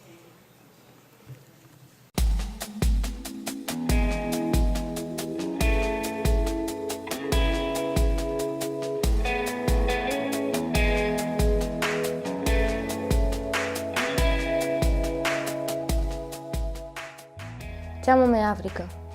E eu son Miquel. Se me vises pola rúa sen coñecerme, pensarías que son unha rapaza normal. Pero se alguén che contase que vivo nun centro de menores, quizáis terías outra opinión sobre mí. Ainda hai xente que pensa que vivimos en un centro porque fixemos algo malo. Pero non é certo, non somos persoas conflictivas. Vivimos en un centro porque non temos un fogar adecuado onde vivir. Necesitamos aprender a ser adultos, estudar e atopar un traballo antes posible, porque o día que deixemos de vivir aquí, temos que ser independentes. Nós non temos respaldo familiar e por iso temos que construir o noso futuro cos nosos propios medios. Queremos coñecer xente nova, sen preocuparnos do que poidan pensar de nós. Queremos dirixir a nosa propia vida. Queremos ter a oportunidade de demostrar todo o que somos capaces de facer. Non tivemos unha vida fácil, pero somos como a ti. Precisamos alguén en quen confiar, como calquera outra persoa. Queremos lograr os nosos soños igual que a ti.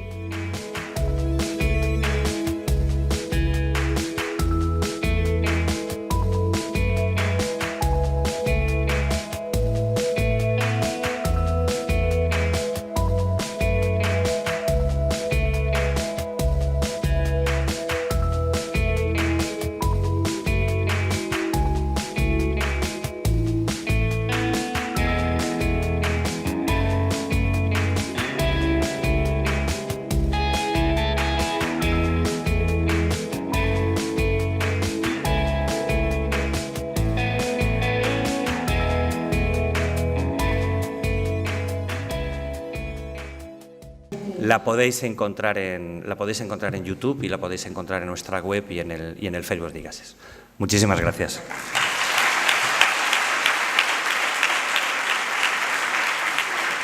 Bueno, a continuación, Noelia Moyano, compañera de Aguintzari, es directora, dirige servicios comunitarios de intervención socioeducativa y psicosocial en diferentes municipios y dirige asimismo el desarrollo de proyectos de innovación especialmente orientados a la desprotección infantil, así como al tránsito a la vida adulta de chicos y chicas que salen del sistema de protección.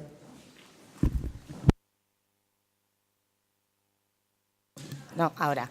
Decía que Guardión Guztioi y, en primer lugar, prometeros que voy a ser breve, porque si bien es cierto que ser la última suele tener sus ventajas, tener en la mesa a varios programas en los que se basa el programa piloto que yo os voy a presentar, pues tiene esas ventajas, es decir, que algunos ya han explicado muy bien la filosofía que pretende el programa. Bueno, como decía Blanca, yo os voy a presentar el programa Gazteon Sarelan, que es un programa piloto de apoyo para la transición a la vida adulta de jóvenes en dificultad personal, familiar y social que estamos poniendo en marcha dentro del marco de Etorkizuna Eraikiz con la Diputación Foral de Guipúzcoa. Como comentaba antes David, que es importante ver desde dónde partimos y un poco hacia dónde vamos, este programa nace pues, por el año 2016 en el que se estaba dando una situación de alto volumen de ocupación de la red de acogimiento residencial y bastante preocupación en nuestro entorno y entre nuestros profesionales por dar respuesta a adolescentes y a jóvenes cercanos a la mayoría de edad. También es verdad que compartíamos con otros colaboradores, otros agentes también del territorio, en la necesidad de probar nuevos modelos de apoyo a la transición a la vida adulta que fueran complementarios a lo que ya había y que también abrían nuevas miras. Y también otra de las variables que nos planteábamos era la necesidad de que fueran económicamente más sostenibles, no para invertir menos, sino para poder abarcar más con la inversión que ya se estaba realizando. De ahí a nombrar como referencias en las que nos hemos basado tanto el proyecto de Casas en Red de la Casa como los IPIs de Cataluña, que ha comentado antes David, el programa Mentor que ha comentado Carlos y también algunos de Jean Major de Francia y otros recursos de la CAP, como puede ser iniciativas que se están desarrollando Peñascal y otras entidades del sector. ¿Y en qué momento nos encontramos ahora? Lo digo también para que os deis cuenta que mi discurso va a ir un poco en la línea de fase de diseño y no tanto con datos o haber contrastado si funciona o no, que será uno de los retos que tengamos, porque ahora mismo estamos en fase de puesta en marcha, que está previsto este año ya con 12 jóvenes. He planteado también que se va a realizar desde un equipo multidisciplinar en el que, si bien las figuras socioeducativas son la parte más importante, queríamos resaltar resaltar también la importancia que tiene el hecho de crear equipos multidisciplinares que se complementen por la riqueza que ello aporta. Entonces, ¿a quién va dirigido el programa? El programa va dirigido a adolescentes jóvenes de 16 a 23 años que estén en situación de desprotección grave o desamparo o exclusión social. A ver, 16-23, creo que el mayor logro o la mayor osadía en un momento dado que se ha planteado el programa y también tener suerte de poder ser apoyado es plantear que el programa se inicie desde los 16 y pueda añadirse, o sea, pueda alargarse hasta los 23, rompiendo un poco la línea que teníamos ahora mismo, por lo menos en nuestro contexto, bastante abrupta de los 18 años. Es decir, el poder empezar a cambiar el modelo de atención que hacemos desde el sistema de protección y acercarnos o adaptarlo un poco más al que se estaba haciendo desde los pisos de inserción o la atención a personas adultas. Y cuando hablamos de desprotección grave, desamparo o exclusión social es porque nos referimos principalmente a un tipo de jóvenes, chicos y chicas, que pueden tener múltiples características. Es decir, hablamos de personas que pueden tener referente familiar y que haya habido una medida de protección de separación o incluso que no, pero que se vea la necesidad de trabajar su transición a la vida adulta desde esta edad. O también podremos estar hablando de chavales que no tienen referente familiar, como es el caso de los menores extranjeros no acompañados, o incluso el hecho de que hayan cumplido ya los 18, pero que se vea que necesitan tener un acompañamiento en esta transición. Pero, sobre todo, nos interesa centrarnos en el tipo de necesidades que puede tener este tipo de jóvenes, que ahí hablábamos de necesidades de apoyo en la construcción y definición de su proyecto vital, de apoyo en el desarrollo de competencias personales y relacionales básicas, de figuras de apoyo estables de referencia por ausencia o debilidad de su red de apoyo, de refuerzo o ampliación de sus redes de apoyo relacional, familiares, iguales, vecinales, municipales, etcétera, etcétera, necesidades formativo-laborales, por supuesto, tal y como ya ha sido señalado a lo largo de la mañana, falta de medios económicos básicos para su subsistencia, poca o nula participación social y también, por supuesto, carencia de documentación administrativa básica que dé acceso a derechos sociales básicos. Si bien es cierto, como antes comentaba David, quizás en luego os explicaré un poquito mejor porque estamos planteando el pasar a hacer un acompañamiento que, aunque pueda ser flexible, parta de no un acompañamiento permanente educativo, es decir, sí una figura que esté disponible para la persona joven en cualquier momento, tenga esa cobertura, pero no desde el modelo que hasta ahora estamos desarrollando en el sistema de protección, que es un acompañamiento educativo en el hogar de manera, 24 horas, 365 días al año. Entonces, en esta primera fase sí que entendíamos que era necesario que el tipo de jóvenes, a pesar de que puedan tener necesidades múltiples, su acceso sea voluntario y que de alguna manera sí que tenga unos niveles mínimos de madurez para poder afrontar un proyecto de emancipación. Sí que es verdad que no nos olvidamos de esos chavales que pueden necesitar más apoyos, pero entendíamos que era importante en una fase piloto primero ver qué funciona y tener indicadores de éxito para luego poder ir añadiendo complejidades. Creemos que eso nos puede garantizar que el éxito sea mayor.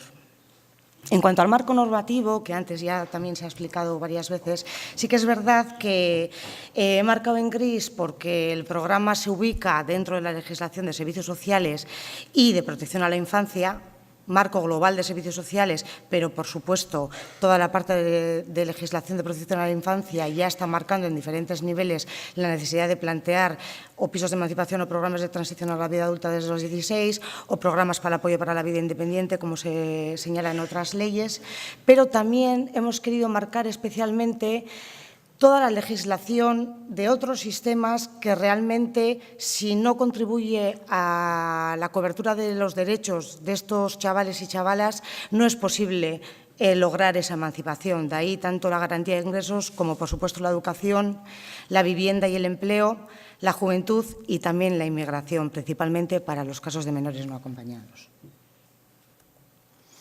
Entonces, ¿cuáles nos marcamos como principios de actuación que creo que son redundantes de otros proyectos que ya se han presentado esta mañana?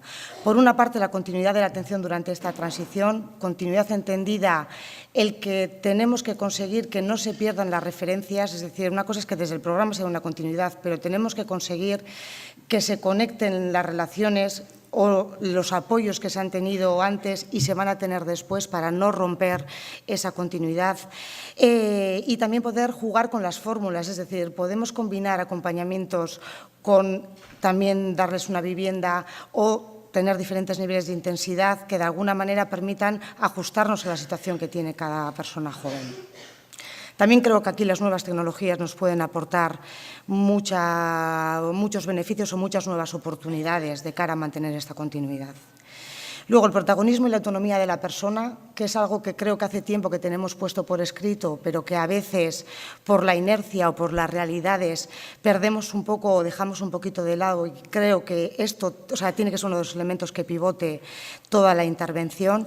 Y protagonismo no solo en su proyecto vital, sino también la necesidad de su participación en otros niveles. Luego hablaremos de cómo, si queremos tejer redes, tenemos que trabajar a distintos niveles, no solo con la persona joven y los agentes o personas que están en contacto con él, sino que tenemos que ir trascendiendo esas redes que apoyen y velen por los derechos de estas personas.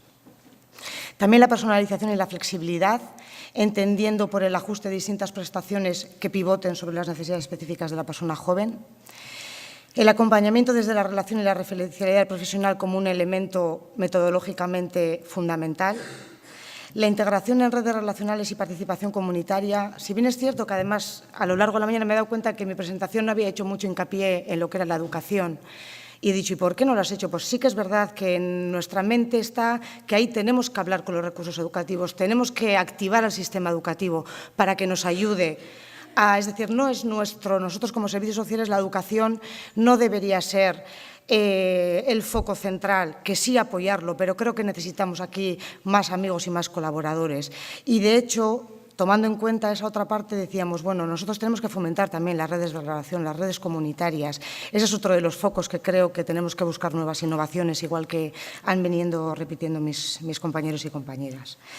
El trabajo en red y la complementariedad con los recursos del territorio, que iba un poco al hilo de lo que acabo de decir. La evaluación-acción como un principio importante para poder ir mejorando las respuestas que vayamos dando, y también la sostenibilidad económica del programa como otro de los pilares para garantizar la buena inversión pública, que al final el programa se financia desde recursos públicos. Entonces, ¿por qué en primer lugar poníamos el programa conectado con toda la red de recursos? Seguro que nos faltarán algunos, pero queríamos visibilizar el programa conectado con la red de recursos de protección, de inserción, servicios sociales municipales y otras áreas municipales, asociaciones y recursos sociales, agencias de desarrollo local y comarcal, agencias y recursos transfronterizos, por también la parte que nos toca cercana a la Muga, recursos de vivienda, recursos socioculturales, deportivos y de ocio, formativo-laborales y sanitarios. ¿Por qué? Por esa idea que os comentaba antes, de la necesidad de conseguir ir tejiendo redes que vayan alrededor de la persona joven y se conviertan en su apoyo, pero también redes comarcales que de alguna manera tengan y miren hacia cuáles son las necesidades de este colectivo, redes territoriales que también favorezcan que se apliquen ciertas políticas a otros niveles, incluso podría decir redes estatales y redes europeas o internacionales que al final vayan contribuyendo a este objetivo, que es el conseguir que los jóvenes y las jóvenes tengan una transición adulta exitosa, y más cuando vienen de situaciones de dificultad social especial. Me dice Blanca 5 minutos, voy a llegar. Bien, un poco por explicar cuál es el esquema que tenemos en la cabeza, que se comparte con un poco los proyectos que ya se han comentado. Si veis, alrededor de lo que sería que cada persona joven acabe identificando unas prioridades de acción para el futuro, marcábamos Arebisi, Sarelagun y Sarelan. Uno es porque nos encanta poner proyectos distintos, nombres distintos a los proyectos, pero tenía que ver un poco con la estructuración de las áreas de trabajo. Dentro de Arebisi entraban toda la parte que tiene que ver el trabajo sobre el proyecto personal, el área convivencial, temas de salud, etcétera, etcétera, el proyecto vital de cada persona joven. Sarelagun entendiendo toda la parte que tiene que ver con su red de apoyo social, familiar, formativa, comunitaria y de participación y dentro de Sarelán el poder embaucar sus proyectos formativo-laborales o de futuro de desempeño profesional o voluntario o otro tipo de proyectos personales. Y todo esto reordenado partiendo de los puntos fuertes de cada joven, las necesidades de apoyo y la posibilidad de acceso a recursos que tenga cada uno.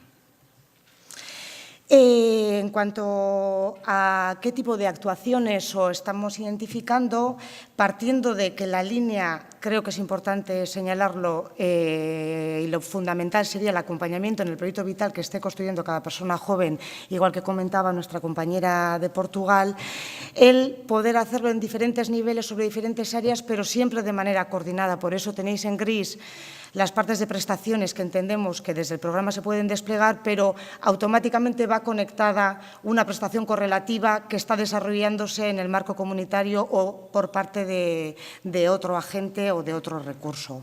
Principalmente, el tipo de prestaciones es el desarrollo y el apoyo a las competencias y habilidades, toda una parte de intermediación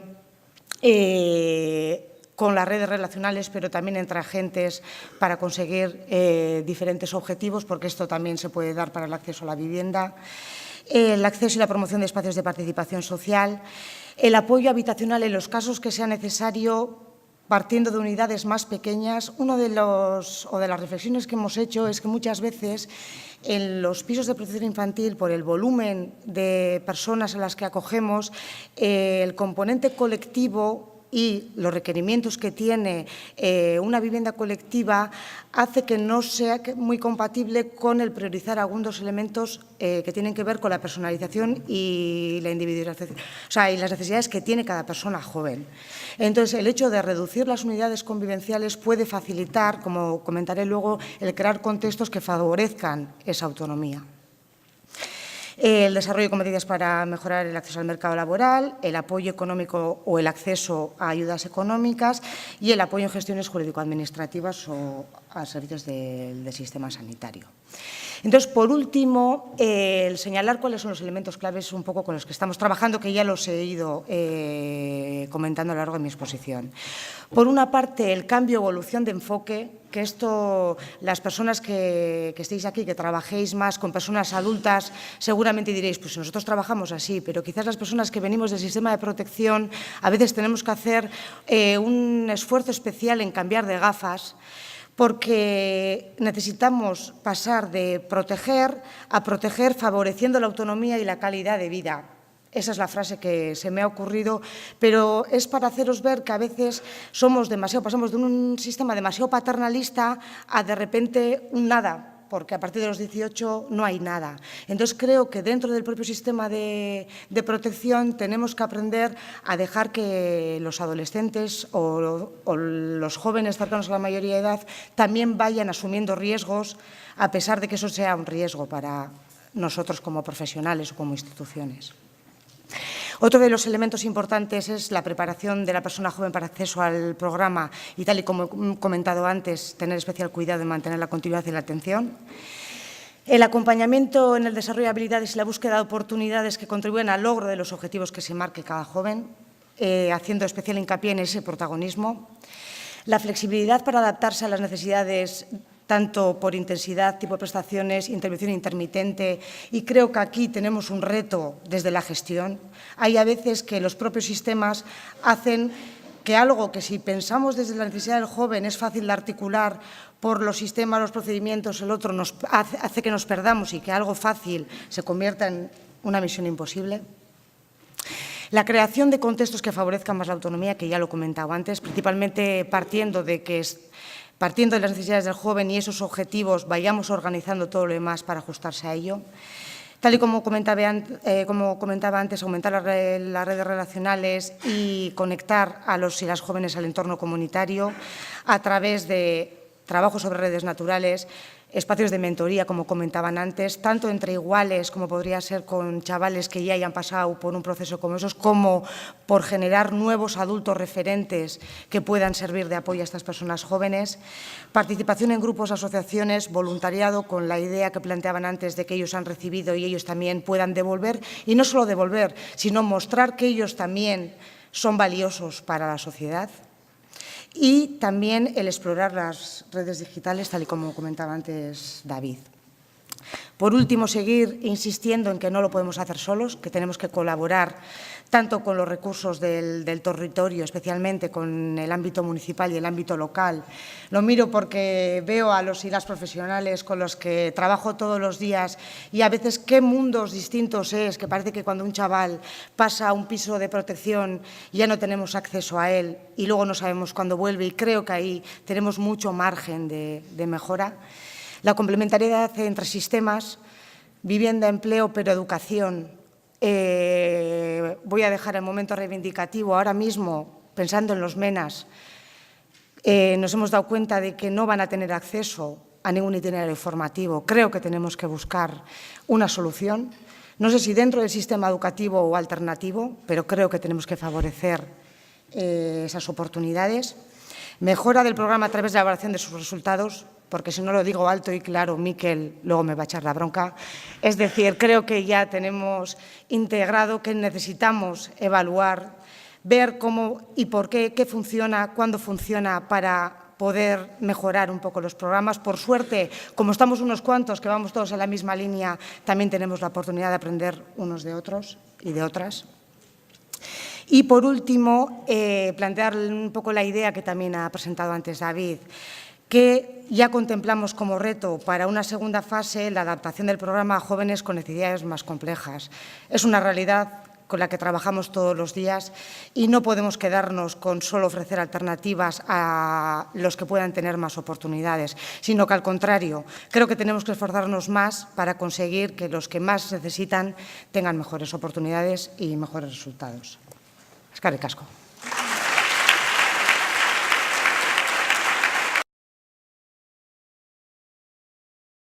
Tengo que decir que hay muchas, lo cual es muy bueno, pero no va a poder ser que se conteste a todas. Voy a lanzar algunas que sobre la misma temática podéis responder varias personas y luego pues a lo que en este tiempo iré completando. Hay una pregunta sobre el tema de la sensibilización, formas de conseguir la sensibilización en la comunidad y especialmente también para Kerstin,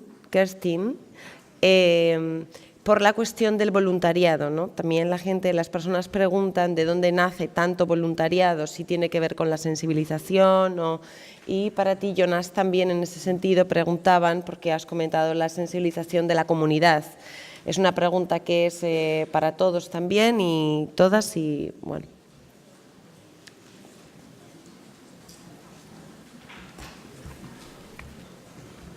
¡Ay!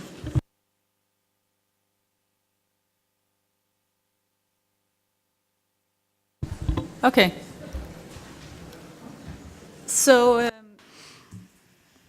we are lucky enough to Nosotros tenemos la suerte de ser una organización bastante grande y creo que no hay nadie en Dinamarca que no sepa lo que es el Consejo de Refugiados danés, como no hay nadie que no sepa lo que es la Cruz Roja. Pero creo que estamos ahora viviendo una nueva tendencia que creo que será global. Una tendencia que tiene que ver con la sociedad civil entendiendo que tiene que formar parte de estos procesos y que tiene que promover cuál es su rol. Así que tenemos un auge de la sociedad civil. Porque tal y como lo vemos, podemos tener legislación, organizaciones y estructuras.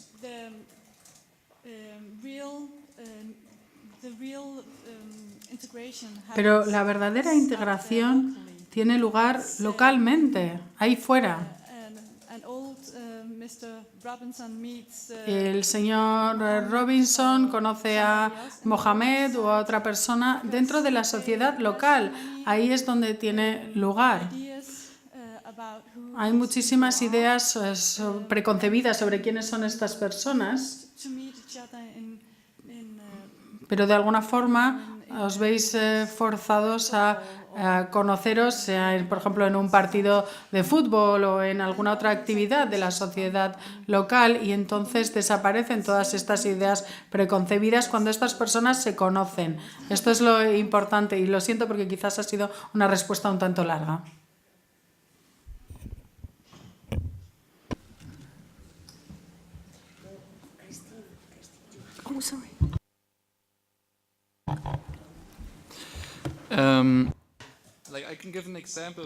Yo os podría dar un ejemplo. En el año 2015, cuando llegó lo que se llamó la crisis de los refugiados en Alemania, estaba en los medios constantemente y todos los días recibíamos llamadas de personas que querían ayudar a ir al parque y llevar a los niños, dar clases de alemán y este tipo de cosas. Pero cuando ya no estaba presente en los medios continuamente, las personas dejaron de llamar. Así que creo que siempre es muy importante crear concienciación, pero también mantener estas redes. Simplemente crear la concienciación en un punto o en un momento dado está muy bien, porque tenemos estas personas que sienten que quieren ayudar, pero luego se necesitan las estructuras adecuadas para que esta ayuda esté estructurada en programas de mentoría o en agencias que educan a las personas a trabajar como voluntarios. Así que creo que es muy importante luego mantener esta sostenibilidad en la concienciación. No es suficiente tener concienciación en un momento dado, sino que hay que luego mantener esta concienciación para luego tener un programa útil. ¿Alguien más quiere aportar algo a esta pregunta? Pasamos a la siguiente. Vale. Bueno, esta pregunta es para Isabel. Y preguntan dos cuestiones sobre el servicio en el que trabajas. Una es si atendéis a chicas que han sido víctimas de agresión sexual, de violación, o con víctimas de violencia de género, también en el centro, y cómo lo afrontáis. Sí, lo hacemos para los dos casos. Oye.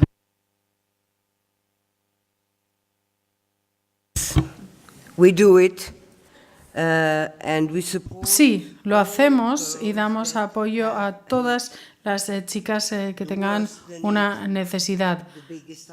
Cuanto mayor es su necesidad, mayor también es nuestro esfuerzo. Y sí, la violencia sexual, de género, doméstica, sí, nos encontramos con este tipo de historias que ahora pertenecen a su pasado.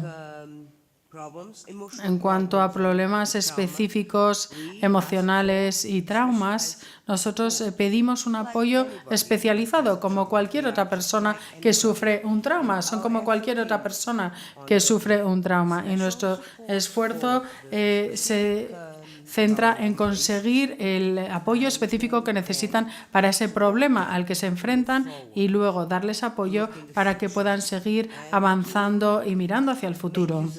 Y para que hagan uso de sus derechos y también de sus deberes, porque los derechos vienen ligados a los deberes.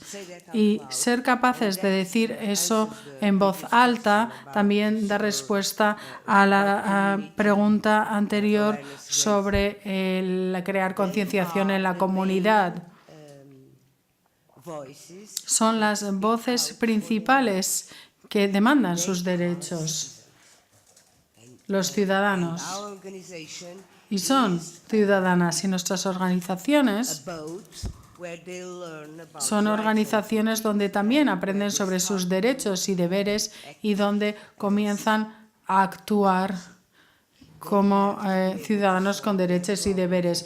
Tienen que ser capaces de poder resolver sus problemas en el futuro, ya que no siempre estaremos ahí para ellas. Es como un invernadero en el que pones los productos para que crezcan y nosotros les damos las vitaminas y el agua suficiente para que vaya creciendo la planta. Esta es nuestra tarea. pero ellas son la voz principal que muestra que es posible, ya que nos enfrentamos no únicamente a la transición a la edad adulta, sino que además nos enfrentamos a esa transición, pero también somos hoy son adultas con responsabilidad y con niños pequeños, con bebés. Así que es un problema doble al que se enfrentan y debemos prestarles nuestro apoyo. No hacemos nada sin ellas porque son sus vidas. Y si nos visitáis, veréis que en muchas ocasiones ellas mismas dicen, sí, es mi vida. Y les decimos, sí, por supuesto. Y no sé si he dado respuesta a la pregunta, pero sí, nos enfrentamos a todo eso y a mucho más. Muchas gracias, Isabel. Y ahora, bueno, no sé cuánto tiempo tenemos. Voy a lanzar una pregunta que es para todas las personas de la mesa, que es un poco si en una o dos palabras pudierais resumir pensamientos de retos clave para el futuro sobre el tema de la transición a la vida adulta. Es complejo porque digo una o dos palabras, pero...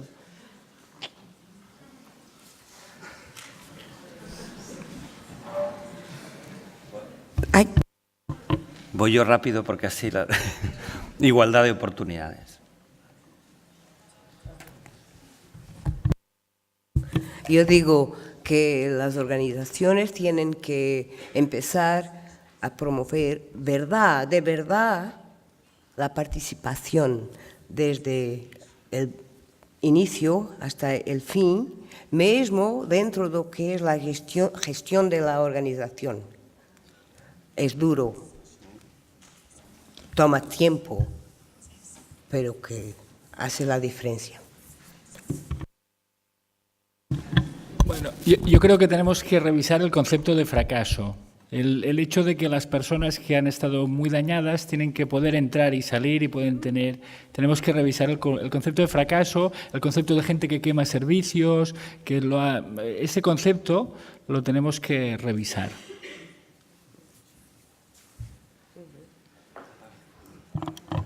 Antes de que me quiten y se me vaya la idea, yo complementariamente reforzaría que tenemos que hacer que la marea se expanda.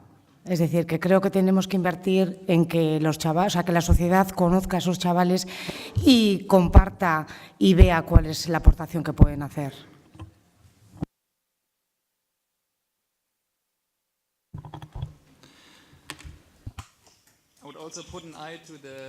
Yo también hablaría de la responsabilidad gubernamental, porque creo que un gran problema en la transición es que las transiciones tienen lugar desde la parte inferior, pero no están en el radar de las instituciones gubernamentales. Así que si estos jóvenes pasan a la siguiente institución, nos dicen, no somos responsables hasta que tengas 18 o 21. Así que esta forma de plantearnos las cosas no tiene mucho sentido. Tiene que haber una especie de metatransición que cubra todos los procesos y que también coordine a todas las instituciones involucradas. Estoy muy de acuerdo con lo que has dicho. Y esto sería una idea que está basada en lo que hemos hablado de la continuidad.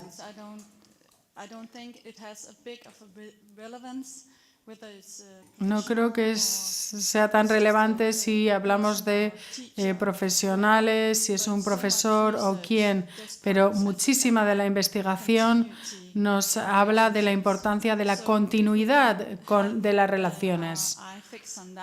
Así que si nos podemos centrar en eso y nos aseguramos de que no perdemos de vista a esa persona joven, de que hay alguien que siempre hace un seguimiento de esa transición, no tiene que ser la misma persona desde el día que entran hasta el día que salen.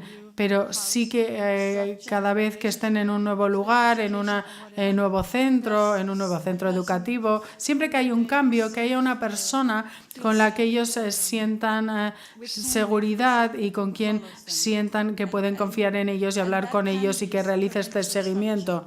Y esto es algo que se puede estructurar y creo que esto es lo que estamos intentando lograr y creo que también lo están haciendo otros representantes de distintas formas. El poder coordinar todo esto creo que nos haría avanzar muchísimo.